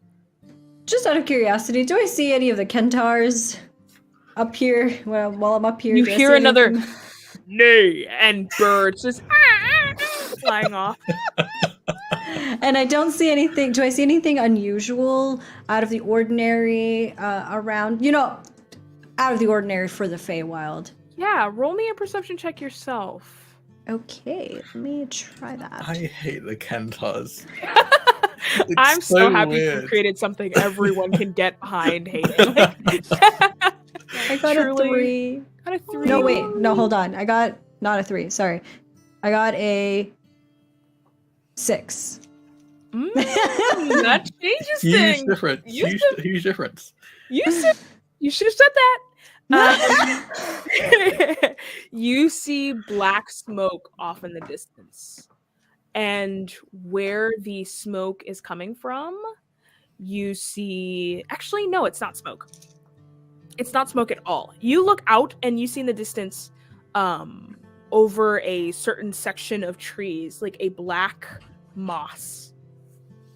Like, you see that section moving around and such, getting further and further away from you, like miles away from you. But you see, unlike the rest of the trees that are like this deep, dark green, the trees that are in that section are just like covered in moss. Yusuf makes a note of that and beats their owl wings, the one side, I think still a little bit, like remnants of the burns still there, and comes down to, or at least attempts to come down to everyone. Everyone who noticed Rem getting smaller, you watch. They do not grow in size as they get closer to you. Ah. You are category small. Oh. Do I notice that everybody else is bigger than me? I don't know, do you? I don't know, do I? I think you like land. it's kind of obvious. I think you land and you're like, I am very much looking up at everyone. Okay. Not normal. So yes, you do notice. I'm just wondering if like it's like fucking with my perception too. Like if I Yeah. So I mean, like category small is like what, below, under 4 foot or 5 foot? Yes. Yeah, You are yeah. the size of like a small gnome. Okay. And I come down and I realize that I'm like going further down into the ground than I like normally would. And at first I'm just kind of looking around and it's like, did you all get a growth spurt? No. I feel like you used to be taller. You had a, what's the opposite of a growth spurt? It happened to you. A shrink splurge. I don't know. Maybe don't use the word splurge I want to again. take away your inspiration. I will not lie to you. You almost got it taken away. That could have gone. You brought up Kentars. I can bring up a shrink splurge, okay? I hate that. I hate that so much. We can deal with that afterwards, I suppose. Well, I guess this makes sleeping a little easier. I'll be smaller. That's a good point, I suppose. The map, and they hand it to whoever is closest. Whoever wants to take it. Piers will take it. As you take the map, what you hear a long-winded solo carried on the wind. Pan flutes. It's accurate. It moves, and so does everything else in the same way. And also, there is a section of the forest that way, and Yusuf will kind of point in the direction of the moss. Yeah. That is covered in some sort of black moss. It's not like the rest of the forest, not like the rest of everything. It seems like something's happened over there, and I'm worried that it might be poke. That it might Is be it in the danger. same? Is the direction that Yusuf pointed the same direction that the pan pipes are going over? Yeah. Well, this sounds like a call for a duet. What? And Piers will fish out their pan pipes. As you fish out yours, it falls silent on the wind. Distant. Dueling pan pipes it is. Absolutely. So Piers will attempt to copy the song that, like, drifted on the wind at first. You copy it. Performance check for me. Okay.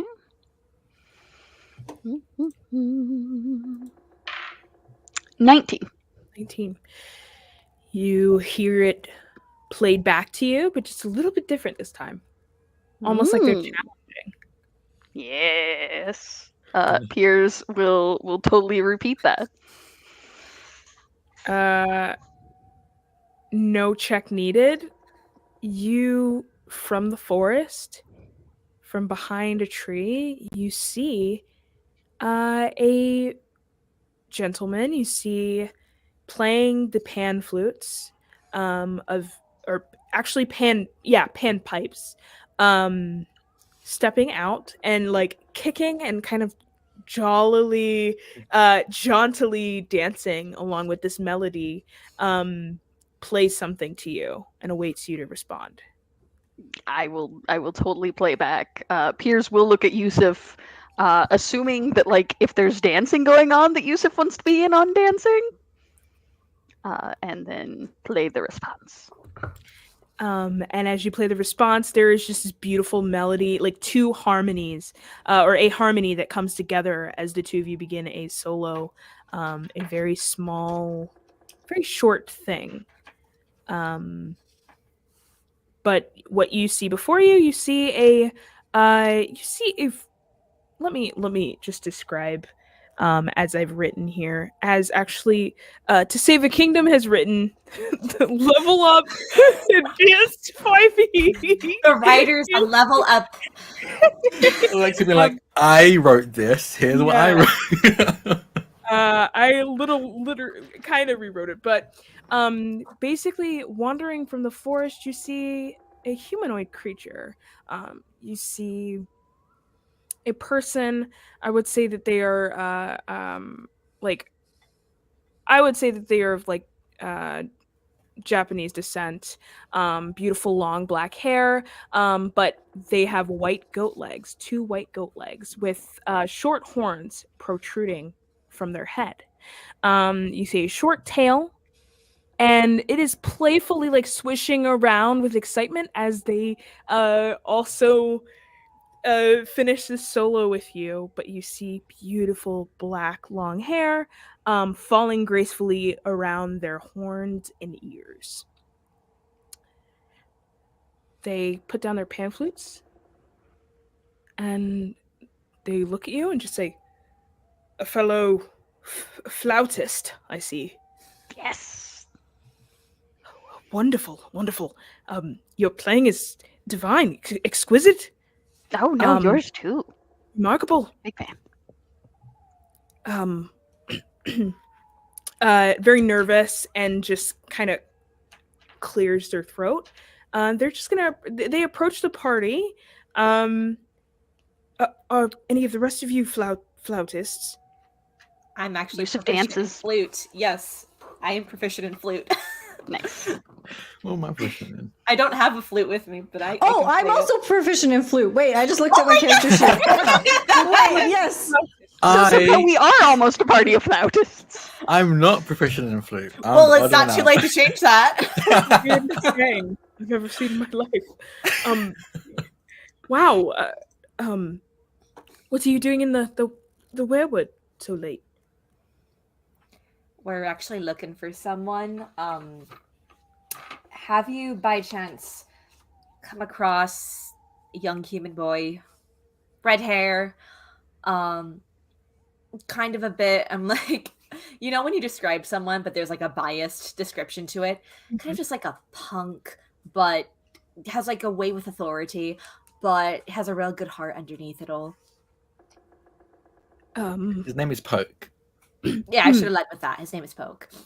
Human boy, right? Yes, human boy. Interesting. And where was he lost? Here. Oh, okay.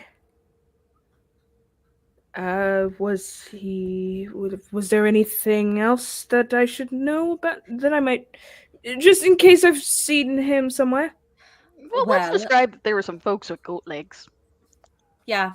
Yeah, His apparently mother's calling him. a satyr had taken him. Fawn. Fawn? We prefer fawn. Oh, okay. Oh, okay. I Oh, apologize. Yeah, fawn. Sorry. Thank you. Thank you for the correction. Yeah. Takes a little bow. Sorry, I get kind of worked up about it. No, That's don't honestly fair, apologize. yeah. That's Yeah, okay. oh, of course. Yeah. Yes. Well. That being said, I have not seen the person that you're looking for. There are no fawns in this forest who are kidnapping people, especially young people, and I will bid you a good night. Thank you for playing the flute with me, and starts piping like.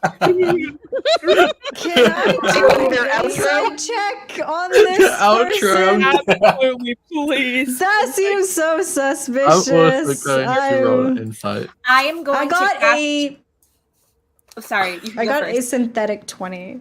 Synthetic. Synthetic. I got a 5. Non-natural. Like to do. I'm gonna Oh. do something a little crazy, Lexi. I Yeah. can cast Disguise Self up once per long rest because of my elf ancestry, and I'm gonna make myself look like Poke. Oh my gosh. Okay, so with the insight check, totally lying. Totally lying. Very nervous. Absolutely sweating a lot. Like a whole lot of sweat. In a matter of seconds. Whereas Rowan, you make yourself look like Poke. What are you doing? This person is walking off. I take one of my sling shot bullets and I just kind of like, I'm throwing it not to cause damage, but like in the way the ball bearings were thrown at Willow earlier, just to like be a nuisance. Because I'm like, this is what this little snot-nosed teen would do. Hits them in the back of the head and they turn around. Ow! And they see you and they go, you watch like a glint of recognition. And grabs off their head and then tries to bolt and start running. Which way are they running? Which way are they running? Down the road. Just down a broad, very open road. We gotta run! We gotta run! There's nothing! We gotta run! I'm gonna cast a spell. I want to cast a spell. Cast a spell, then. I need them to make a. I believe it's a. Oh god, I need to find the spell. What is it? I can't remember what the save is. Actually, no, I wrote it down, didn't I? How do I expand it? There we go. Let's make a Constitution saving throw. Will do. Cool. I rolled an 11. They fail. Okay. As I cast Levitate, they suddenly just get thrown up into the air and they are levitating 20 feet off the ground. And they can only move by pushing off of things. But other than that, they cannot move. Kicking and writhing in the air. Just nervous, like, You recognize me? I don't know what this kid sounds like. That's my generic orphan voice. That's my orphan voice. Orphan? Not even just child, but I have orphan. British orphan, I have old-timey British orphan, and I have generic orphan. I would like to hear, hold on. I need to know the difference between your British orphan and your old-timey British orphan. Me too. So your old-timey British orphan is your standard Oliver, you know, like, please, sir, I want some more, please. I want more gruel. And then your standard kind of British orphan, it's a bit more like rough and tumble, a bit like, hey, mister, what you doing there? Or, hey, mister, give me that. I'm so sorry for Jess, for drunk. I love this. Wow, it's like I feel so at home. Transported. Honestly. This is great. You know, the 6 months I did studying abroad really, you know, helped me out. But yeah, that's my generic orphan voice. Thank you. This fawn is floating in air and just like unable to move. What do you want? I want you to take my friends to where you took me originally. I don't want to do that. Are you too scared? Is that why? Yes. If you can believe it, sweating even more. Like, I look at everyone and I'm like, just like promise you won't hurt them. Like, I am Willow the Dragon Slayer. I am feared by many. You will do as I say, or you'll face the consequences. You can mark it on the map. You better. He's in the Werehinge. He's in. Werehinge, and I'm gonna like lower them 10 feet down, so it's still like 10 feet off the ground. And if Pierce lets me, I'll take the map and just go, where exactly is that? Yeah, go for it. You're taller than I am. It's not anywhere specifically because I mean it's called the Warehenge. I'm sorry, I said it wrong. I'm so nervous. But it's called the Warehenge. It's a place of ancient magic. It's like a bunch of stones all in a circle. Highly infected part of the forest. I don't go there anymore. But that's where I saw him. So why are you taking kids there, you weirdo? I didn't take them. It's my Well- brother. Oh, dang. Why is he taking them then, that weirdo? I don't know. He's an asshole. I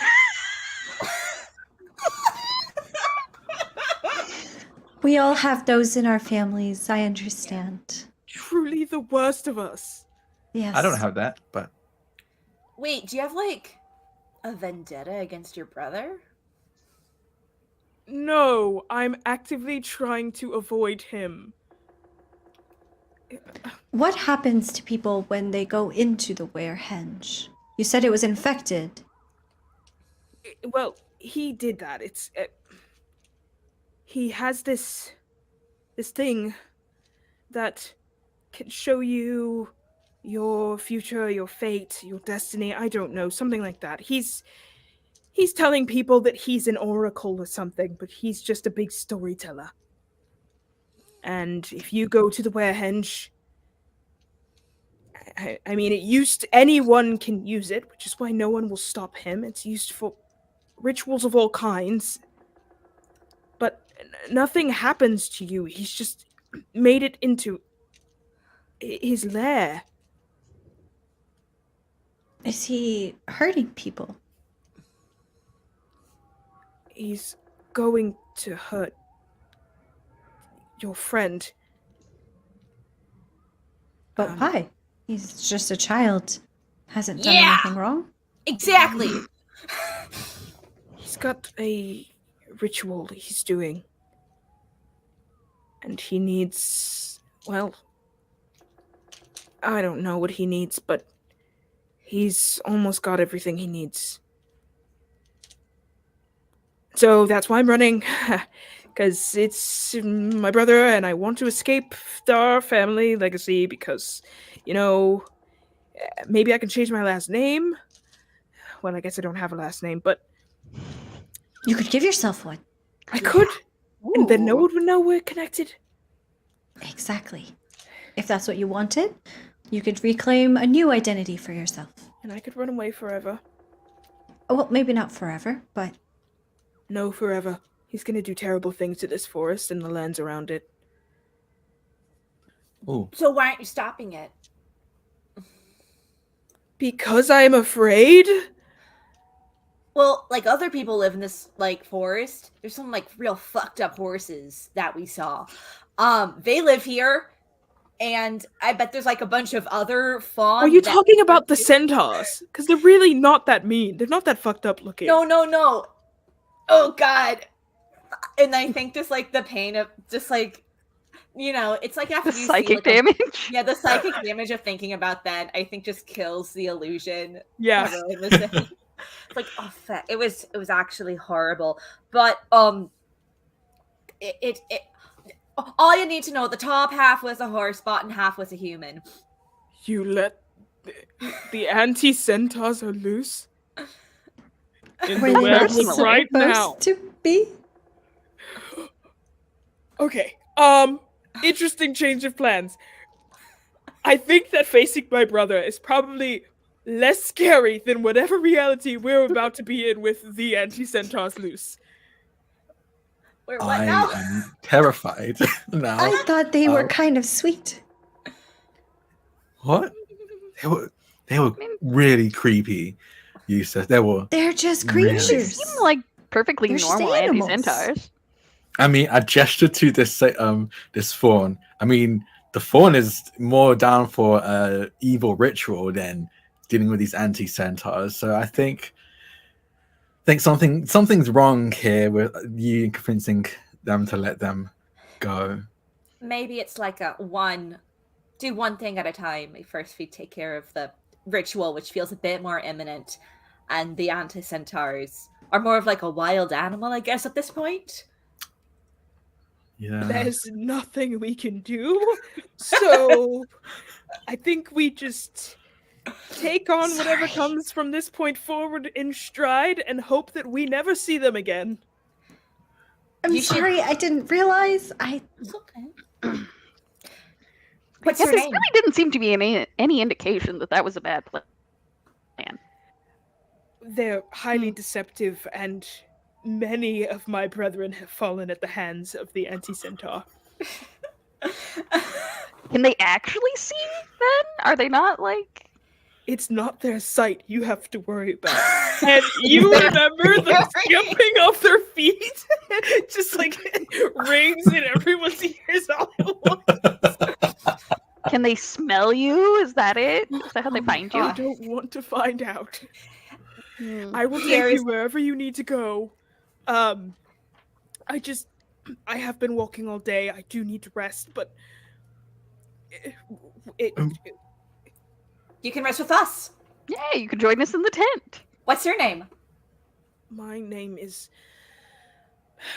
Peripop de Foulevar, but you can call me Perry. Great. Perfect. Listen, I know it's a handful. I get it. All right. This is No, why no, I was no. gonna... It's fun. I want to refer to you as your full name. Could you repeat that one more time for me? Peripop top de Foulevar. Peripop top de Foulevar. It's a pleasure to meet you, Peripop top de Foulevar. I probably spelled it wrong, but I did the best I could. Peripop tough. Oh, I'm adding an extra syllable in there. It's because I'm still flying. I don't know. Oh, yeah, I can let you down. I'll let them Peripop down. Foulevar. It's like pop 2 and then Foulevar. Yeah. Foulevar. It's Our friend Perry here has a point that we have been walking for quite a while. We should probably find somewhere to get some rest. Yes, let's do that. We can also get to know a bit more about your brother. Better to know your enemy. What make he's supper. capable of would probably be useful information so we know what we're up against. Mm-hmm. yes. I'll tell you on the trip there everything he's capable of. For Okay. now, I think it's time to eat dinner and rest. Perfect. Okay. You all set up camp. Perry shares his music with you and shares their food with you as well. Yes, this is the actual name. It's absolutely phenomenal. Shares food and drink with you. You all share in the merry of the night. But I would love to know how you are approaching the night. I assume we're not going to just like sleep and hope everything's good. No. Just sleep and hope for the best. So the shifts. I mean, How if there do are you... 2 elves in the party, then one of us can sleep for the first 4 hours, and the other Yeah. one can transfer Perfect. the last 4 hours. Look at that. Perfect. Yeah. 2 elves. Is that Also, if anyone lets him, Piers will totally cook dinner because he has proficiency with cooking utensils. absolutely said and done? Proficiency with. I don't know. I like if to think it's- that the So do I, seasoning is yeah. unorthodox. I have proficiency with games. Just like games. Oh, way to Rowan's a pass the- gamer. I bring Let's up- go. Bring out my dice. Anyone want to play some dice? I don't know if it's helpful at all, but Yusuf would kind of go around the perimeter of the camp that we're setting up and essentially call to Rare Valia. Let's use that word. Yeah. Call to Rare Valia, Isa, to help protect the space that is contained within the circle, trying to cast a protective circle. I don't have a mechanic for this. I'm just Yeah. doing it. You know, let's do it. Let's see how we can give this to you. I think we're gonna go for. You can go religion or you can go arcana. I will go Arcana. Go for it. I got a 6.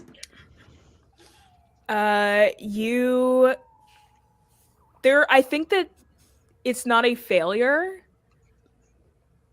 I think that there is a calming presence that you get, that you like receive, but you feel it almost like only reaches to you.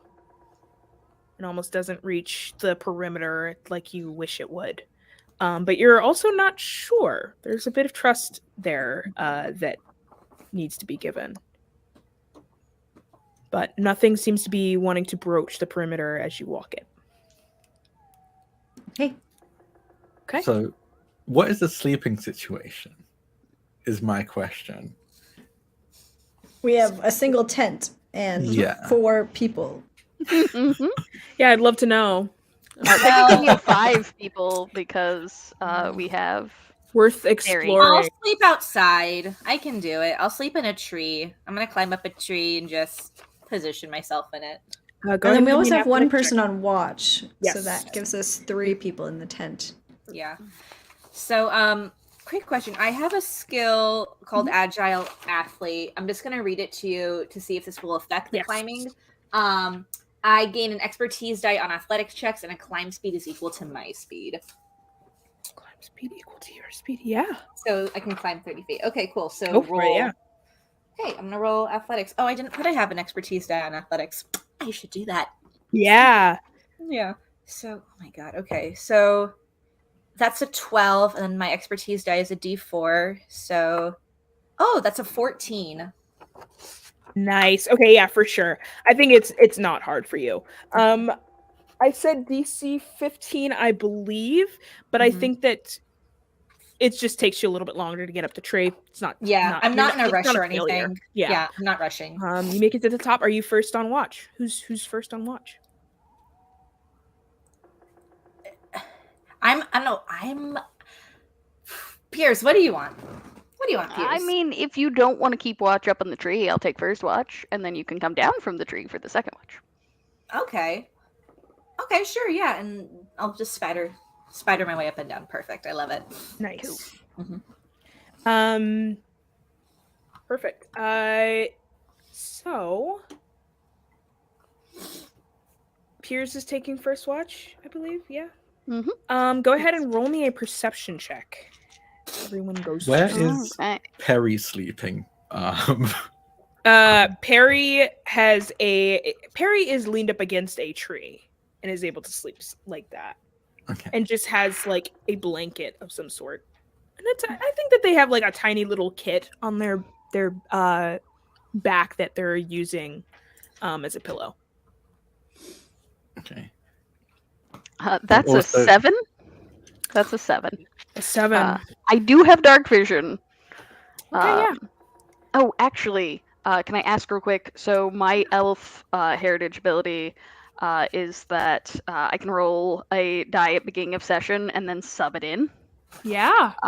for another roll. So Yeah. would you mind if I rolled that right now? Do it. Go for it. Well, that's a 12, which is not exciting. But I will choose to swap that in and have a 13 instead of a 7. With a 13. The 13, you look out into the forest, and are you like near the fire? Are you near the tent? Are you kind of standing away from the camp? I feel like Piers has been out in the woods enough to be aware that staring into the fire is a really good way to have no night vision. Yeah. So probably is like keeping their back to the fire, and like it's Piers. He can't actually stay still, so he gets up and like motors around every once in a while. Yeah. You look out into the forest, and what you see. Have you seen a deer before, Piers? Oh yeah, I'm an outlander. I do trapping for a living. You see a deer that is quite large. For like, it's not even like a dire deer. Like, it's huge. As it wanders out in the forest, covered in shadow, and all you see, 2 eyes. It's not getting closer, and it seems to be walking, and it stops, turns and looks at you, and you watch as almost 30 eyes open all at the same time, blink On at the you. same deer? On the same deer. Oh no! I Anything feel you'd like even to do? Piers thinks that's not okay. Anything you'd like to do? I'm just gonna sit here real quietly and hope it goes away. Yeah, your hair is standing on end, and for a moment, the air gets cold, as if you're in the presence of something great and incomprehensible. It blinks at you again, all the eyes shut, except for the two, and it continues walking out in the forest. Oh, Otherwise, your night is uneventful. it's fine. It's definitely fine. Piers does whatever the local equivalent of crossing himself is. Yeah. Doing a Like he backflip. has no idea what the heck that was. Backflip. Doing a backflip, ending up with a dab. It's Sylvan for Lord help me. dab the demons away. No. Wait, no, wait, reversed, because I want the demons, so like Yeah. Just take it back. I guess. reverse stabbing. see. I'm reverse stabbing. Okay, well, all I have to say, reverse dabbing is just bad. Ha ha ha ha. Oh my god, get out of Tomato, Lexi, do you have an inspiration? I want to take away your inspiration. And I'm taking your broadcast. inspiration. Oh my gosh. Yeah, I'll take away my inspiration. Yeah, Piers, outside of that, you don't see anything else tonight. Okay. Yeah. I will let Rowan know when they come down to swap out with me. Like, there's a weird deer out here. I don't know Like- what it's about. Anti-centaur weird. Or No, 30 eyes kind of weird.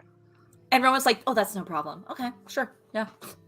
Good. You have a good night. Yeah, you too. Piers goes in the tent. He feels insecure. If Willow is at all amiable to cuddling, Piers will cuddle them. Aww. And I Willow's. think- Aww. Yeah, I think. So I'm gonna ask Harmon this as well because I think Willow and Yusuf would be in the tent as well. No, that's true. Would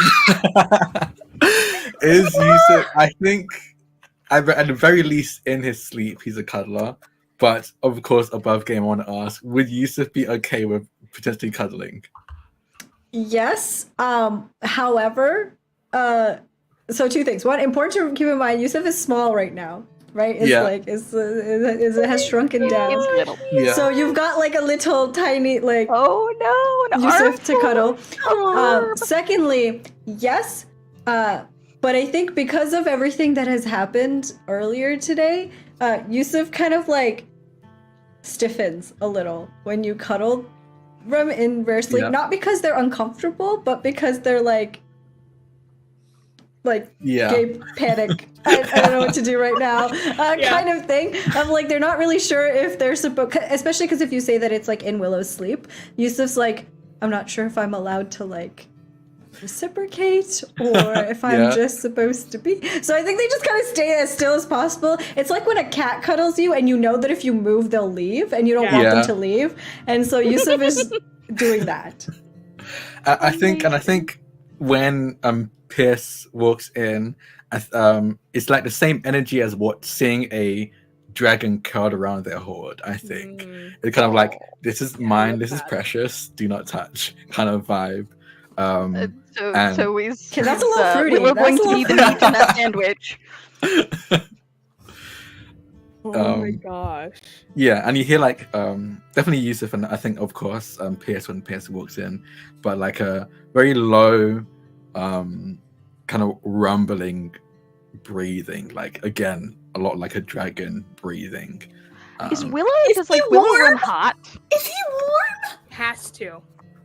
I I feel like that's like such a big dragon thing. yeah, I think he is. I think he is warm, but he has, so my dragon type is actually blizzard. So I think what his Oh. breath is kind of a chill. Kind of Oh, cold. interesting. So I think like It's he himself refreshing. is very good with exactly. He's Brisk. almost like self-regulating the heat of the tent. I bet it's sort of like having the fan on, like where you want it really cold, but Yeah. you're under the covers. Yeah, exactly. Yeah, that's actually perfect. Exactly like that. Excellent. Yeah, no, Pierce will totally cuddle if Willow seems down with that. My heart. Yeah, no, he's definitely open to that. It's amazing. And then just like pulls their blanket over their head. Oh my gosh. No more scary deer. Yeah, no. That being said, Rowan, roll me a perspective check, a perception check. Sure. My perspective. No. Yeah, okay, let's see. I'm good at perception. I'm proficient in it. Nice. Okay, proficient. Ooh. Okay, so add +5. That is a 15. 15. Off in the distance, you see no deer. You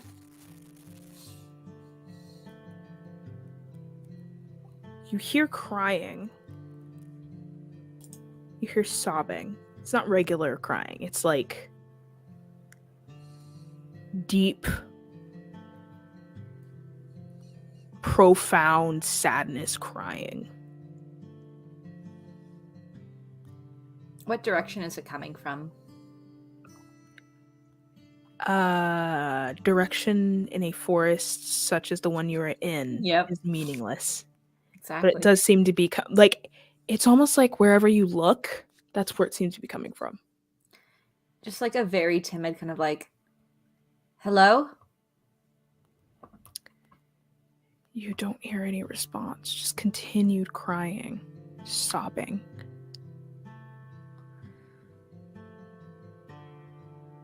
A little bit louder this time. Maybe like I wasn't loud enough. Maybe I think I do step away just from the group, not like so far away that like, but just I don't want to disturb their sleeping. Yeah. So I just and just kind of like a little bit louder and go, hello.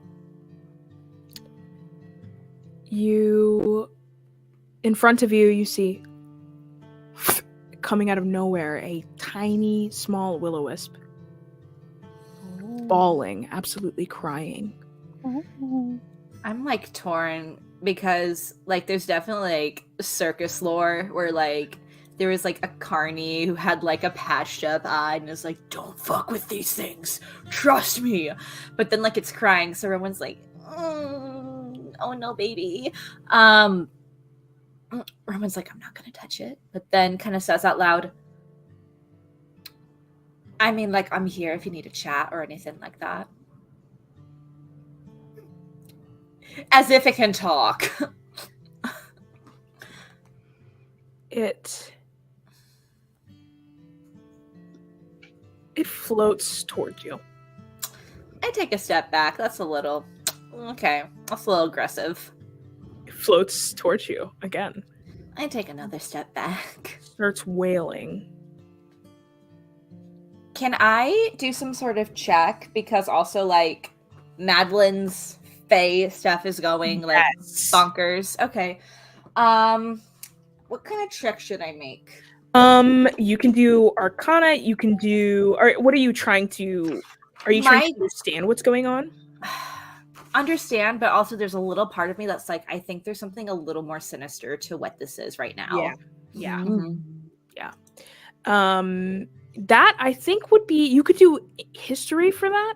Perfect, okay. I think history could be great. Great, I'll do history. Let's see. 18 minus 1, 17. Nice. Will-o-wisps are definitely highly contested. They can lead you to a great treasure, a beautiful destiny. They can also lead you to your fate. A grim fate. You have not heard of any sort of will-o-wisp interaction starting like this. Mm-hmm. It definitely seems a little bit weird, but you do know, like, if you just wait it out, it might leave. I'm gonna call its bluff, and I'm going to pull out both of my knives and kind of essentially just ready myself and be like, I really don't like the game that you're playing, and you're about to play a really stupid one. You hear this thing. It's crying, just sobbing, and then it turns to laughter. And a wicked voice, similar to Philomena's. You don't want to play a game? The kind of games I'm used to are typically rigged. What if I said this one was absolutely fair? Then I'd say you're lying.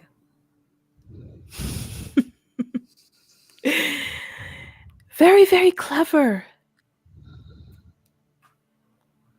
I Who are you? wonder, who am I?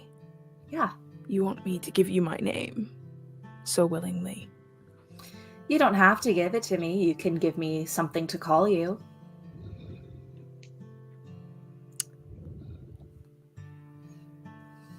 I don't think my name would fit well in that.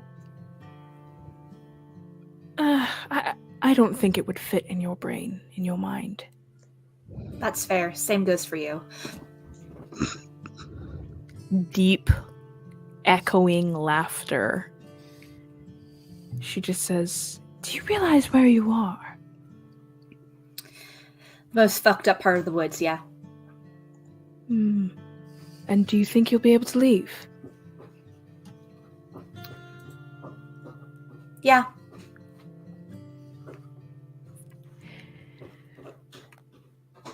Well, there's the joke, I guess. You're not going to be able to leave this place for a while. In fact, I wish I could tell you how long it's already been. And I think Rowan's mind flashes to the Autumn Festival. Is like, fuck, no! And I think that breaks like the steely intensity that is happening there. The will-o-wisp. It's unsettling how close to her voice it is as it bounces around you. It's this lollygagging figure that begins to circle you. What? Do you miss me? You're not her. Are you sure? And I think Rowan just has like a deep moment, and I think there's kind of like a moment of like there is a moment of doubt, but then there's like you're in the woods, and the woods are always out for themselves. They're never here to help you. Mm-hmm. And kind of jumps back into their skin and goes, I'm quite sure, yeah. Circles around you again. It feels like you're unsure. I don't know. It feels like you've never really known me. I mean,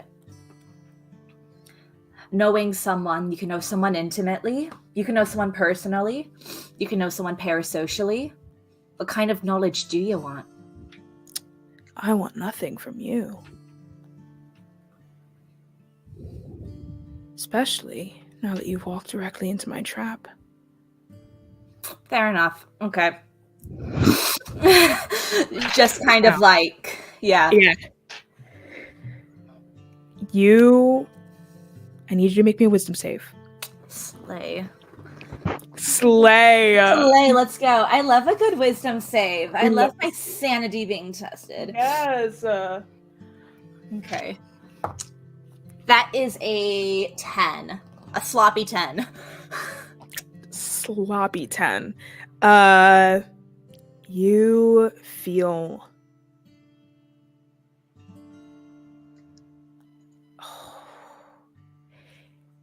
This tiny little thing that has been flying around you, you notice suddenly it is connected to something. And almost like tentacles wrapped around you over and over and over, you realize you've been pulled completely tight and caught up as this black tentacle coiled around you, and you realize this is like the light of an anglerfish almost in a deep ocean you are not prepared to swim in. The forest gets even darker, and you hear the voice as this tiny little beam floats in front of you. It says, "Should I kill you now? Oh." Rowan's so gay and so dumb. I love this for Is them. this bad, actually? Is this really bad? Can I be? It's never bad to have your gay lover stab you. That's actually quite homoerotic. Yeah. Here, I'll make it easy. Would you rather I kill you now, or you get out of here and you disappoint me, and that pain of me leaving you because you disappointed me could be even worse? There's two options here. There are two.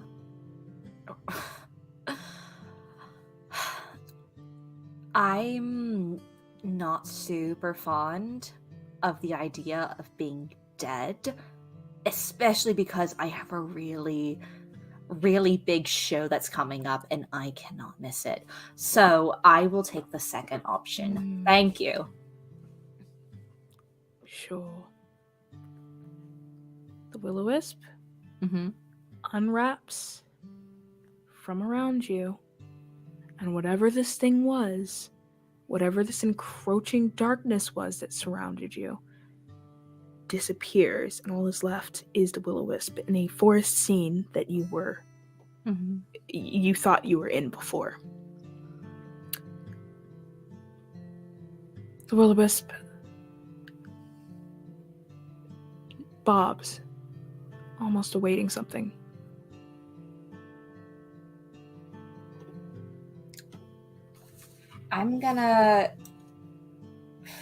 Part of me is I'm gonna back up.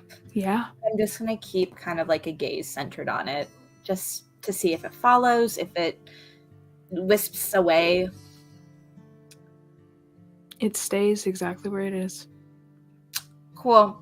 Then I head back to camp, but I walk backwards the entire way.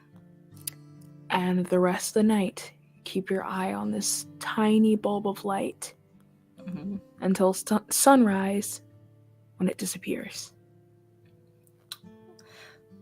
Cool, great. Just cool, great. Can't wait to share that with the gang. Very fun, very sexy fun. Mm-hmm. Cool.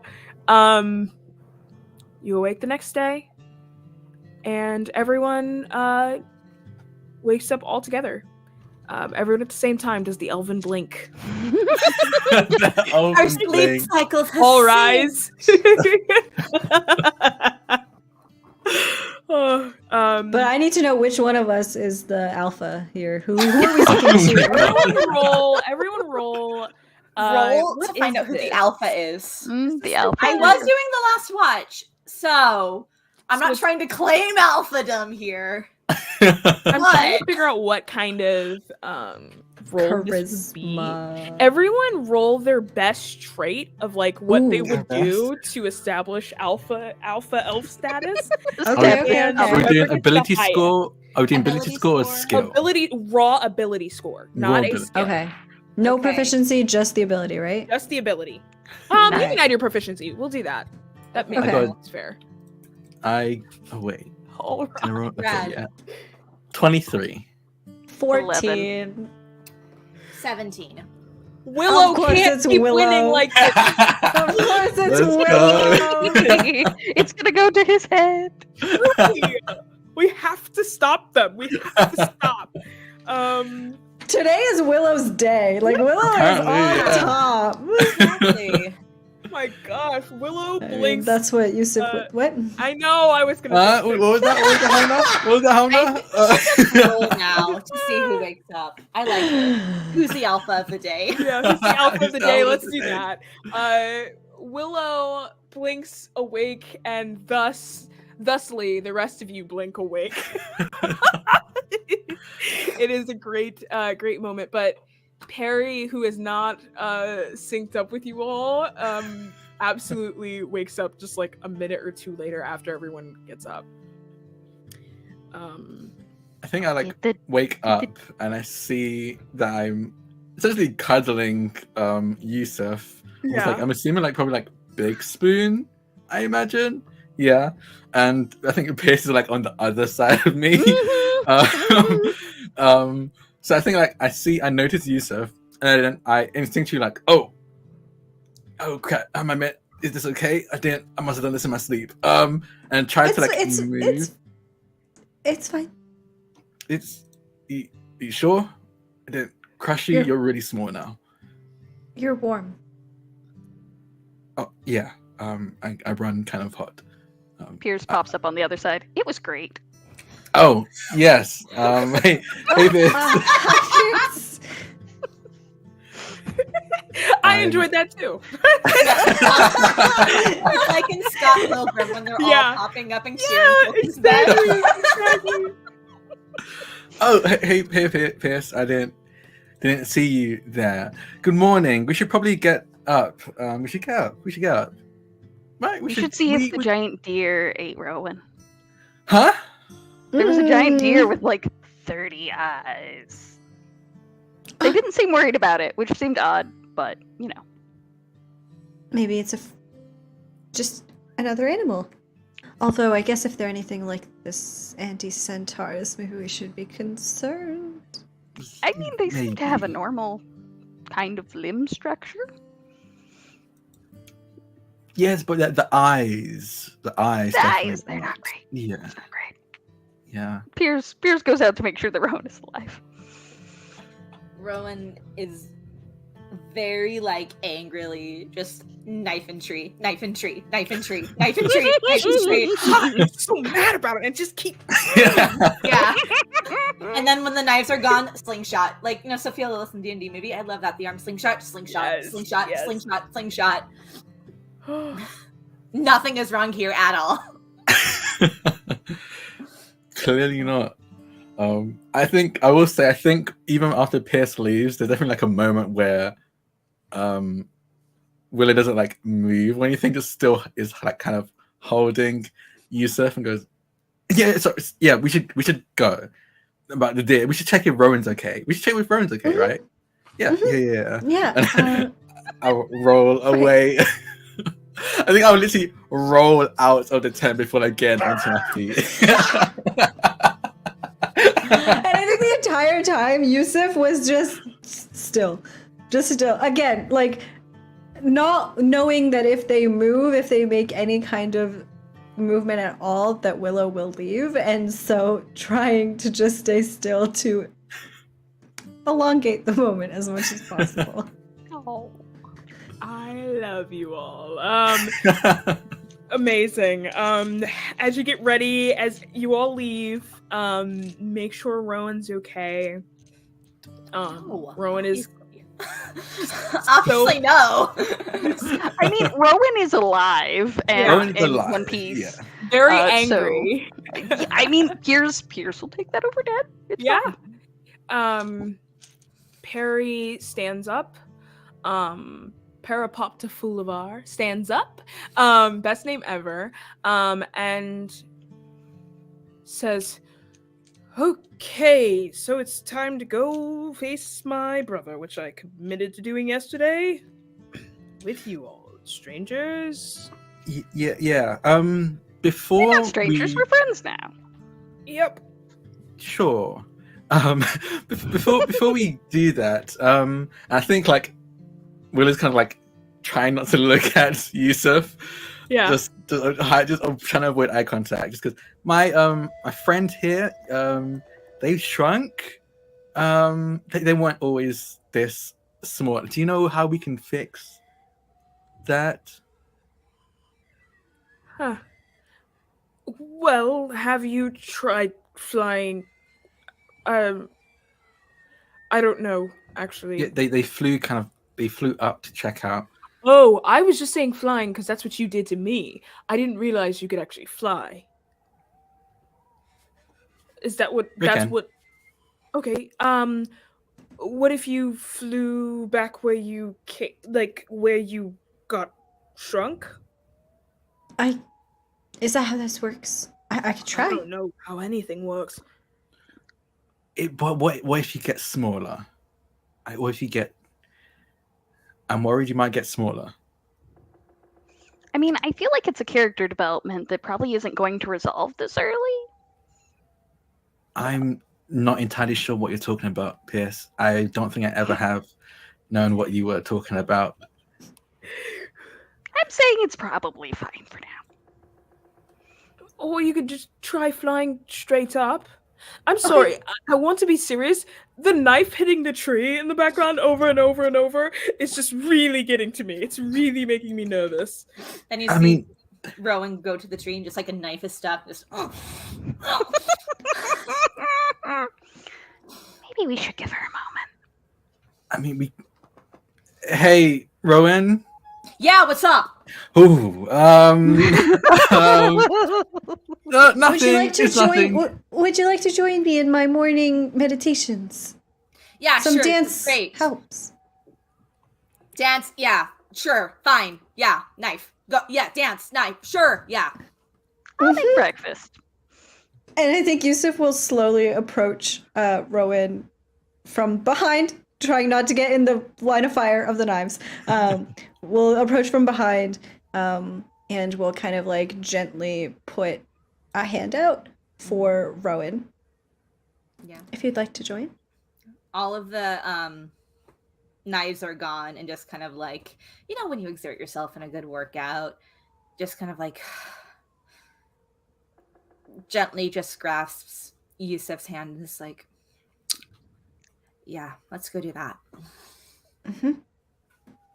Just breathe with me, and we're just gonna take it slowly, okay? Okay. Just whatever you've got. I don't want to pry, but whatever you've got going on, just let it all out. Rowan starts. Ah! Ah! I'd like to think that the camera cuts, like, as Rowan is screaming, it cuts to, like, Pierce, like, making eggs or something, and they're just screaming in the background. Yeah. Yeah. And backflip. Ah! Like this.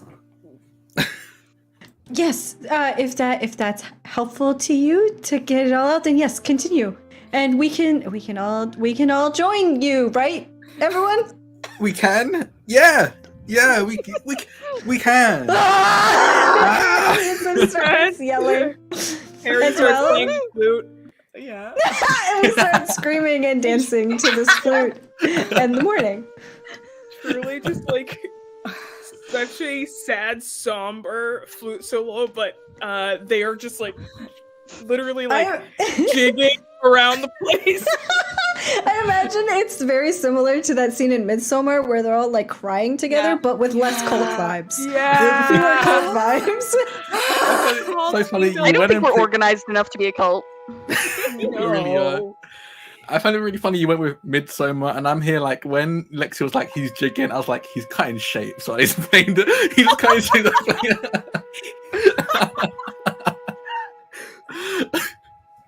Yeah, it's truly like such a specific vibe. It's very unsettling to anyone who's watching. Luckily, no one's watching. Maybe I don't know. You look out and we see one Ken Hello? staring. One rando. You see the deer, larger than life. It's also Watching- doing a jig. Watching, imagine how do deers jig like the jerk? I think like they just Yeah, 100%. How does this If there are any artists watching this stream right now, please We need, do like, a art of short that. 2 I second need clip. that. Please draw that. 30-eyed deer doing Yeah. the jerk. Remarkable. Yeah. Yusuf, give me a religion check. Hilariously, I did not make myself proficient in that. You don't 15. need religion. 15. So, in this moment, are you dancing? Are you having your morning meditation and dancing? Yes, but it looks a little bit different because we're centering it around Rowan today. Yes. Are you flying at all? I think not flying, but more so kind of occasionally gliding, a little bit off the ground. As you glide, Willow, I think Willow, despite the fact that he does not want to look at Yusuf, you watch as Ray get bigger every single time they glide. And literally go from higher to lower, and then dance, and a little bit bigger, and then higher to lower, till they are full-sized. I think... And yeah, go ahead. Just in excitement, I think. I definitely think it was kind of a case of they were watching, but every time it looked like Yusuf was about to make eye contact, he looked away to concentrate on his screams or something like that. From the diaphragm. Exactly, from the diaphragm. But the moment he notices, they're full size again, they will yell to Rem and just say, Yusuf, I think you're big again or normal size again. You're still kind of small, but you're small. You're like the way you were before. And I think Yusuf turns around at that, and you can see that in the one wing where they had put Willow's dangly earring, kind of flutters a little bit and catches in the morning light. And you can see that there is not a quite literal, but a metaphorical glow about Yusuf in this moment, because you can tell that Ray is really in rare element during this dance, right? This is where they find joy. This is where they find peace and calm. And so you can see that sort of sparkle about them in their eyes and the way that they move as they look at you and they say, I'm sorry, what? I don't think they've noticed that they've been changing size. I think just because you're beautiful. You're normal. Do you want breakfast? I think Pierce is done. Just immediately turn around. And, who wants eggs? Yusuf turns to Rowan. How do you feel? Better, but for some reason I also feel we need to talk about what's happening between you two, because it's quite literally stressing me out. Who? I'm sorry to butt in here. I understand that your chemistry is undeniable. There is something very sinister happening in these woods, and I would very much like to solve that first. Romance will still be here. I don't know what you're talking about. Exactly. We need to kill eggs, your brother. Right? Eggs. Oh gosh. And tell us about your murderous brother. Yes. Yeah, does he have any clearly defined weak spots? Bad ankle, maybe? He has no weaknesses, and he is a cold-blooded asshole. Yay! And I he don't know if that's continues something I can work pantooting. with. You will have a very awkward. It's an awkward in the way of it's how can I say this? It feels like 6 different commercials playing at the same time. It's a very awkward rest of your morning. You continue through the forest, and he tells you more stories of Spring-Heel Jack. And this is where we're going to pick up next week. We will be here, same exact time, same exact place, kicking it, playing to save a kingdom. This is a Level Up Advanced 5th Edition podcast. If you want to have a... What am I trying to say here? I'm trying to segue. Let's see. Yeah, if you want to be gay, if you want to absolutely have a wonderful breakfast with eggs and awkward dancing And screaming. and screaming, but also parlaying to some to a deity, to a Valia. You too can be a proud owner of such an experience as this. If you go to the Adventure Path live on Kickstarter and throw some dollar bills our hour. It's I'm totally bombing here, guys. It's not going You're doing well. great. I mean, You're you established doing great. earlier in the Keep going. stream that you've taken over, so it's This clearly is an true. ally. I am the new CEO. Not really. For legal reasons, not really. That's a joke. That is not a But- statement. But besties, I am the new chief bestie officer. And I'm here as your bestie to tell you that you should definitely go give some money to the Kickstarter. It is currently live for this adventure path.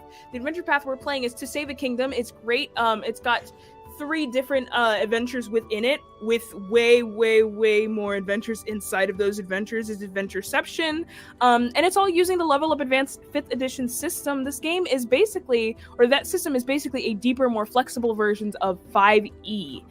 You already know and love 5e, and you know what? If you want to add a little spice, a little zhuzh, a little cinnamon and pumpkin to your 5e table, Level Up's gonna be the game for you. It's like this, it's very familiar with the rules, but also a little slightly unfamiliar to keep you on your toes and keep you having fun.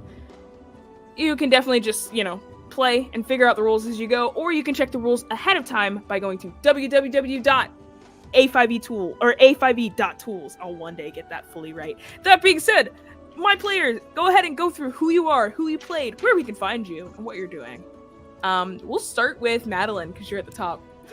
Hi, I'm Madeline, and I played your resident gay disaster today. Rowan. And truth though, we're all gay and disastrous. Yeah. You can find me on Twitter, TikTok, and Twitch, and Instagram. I don't post there, but sure, at the Goose Girl. That is my full name. I'm not working on anything right now. I just sometimes stream on Twitch. And last time I was there, we watched the Easter play from Church of the Rock with my friend Smurf, and it was horrible and great at the same time. That's great. So yeah. Amazing. Drac, you're up, Yeah, hi, I'm Drac or Draconics. You can find me on Twitter at Draconics. It's DRAKONIQUES. Today I played also a gay disaster. That was a lot of fun. Willow is interesting. I'm interested to see where that's going to go from after this. But you can find me on a bunch of different channels. I stream on a bunch of different places. I'm actually play production manager, performer, writer, all of the TTRPG stuff I'm doing or will be doing. I think the only thing I will shout out is that on Sundays at 8 p.m. Eastern, I'm in a campaign called The Cases of Costa Vega.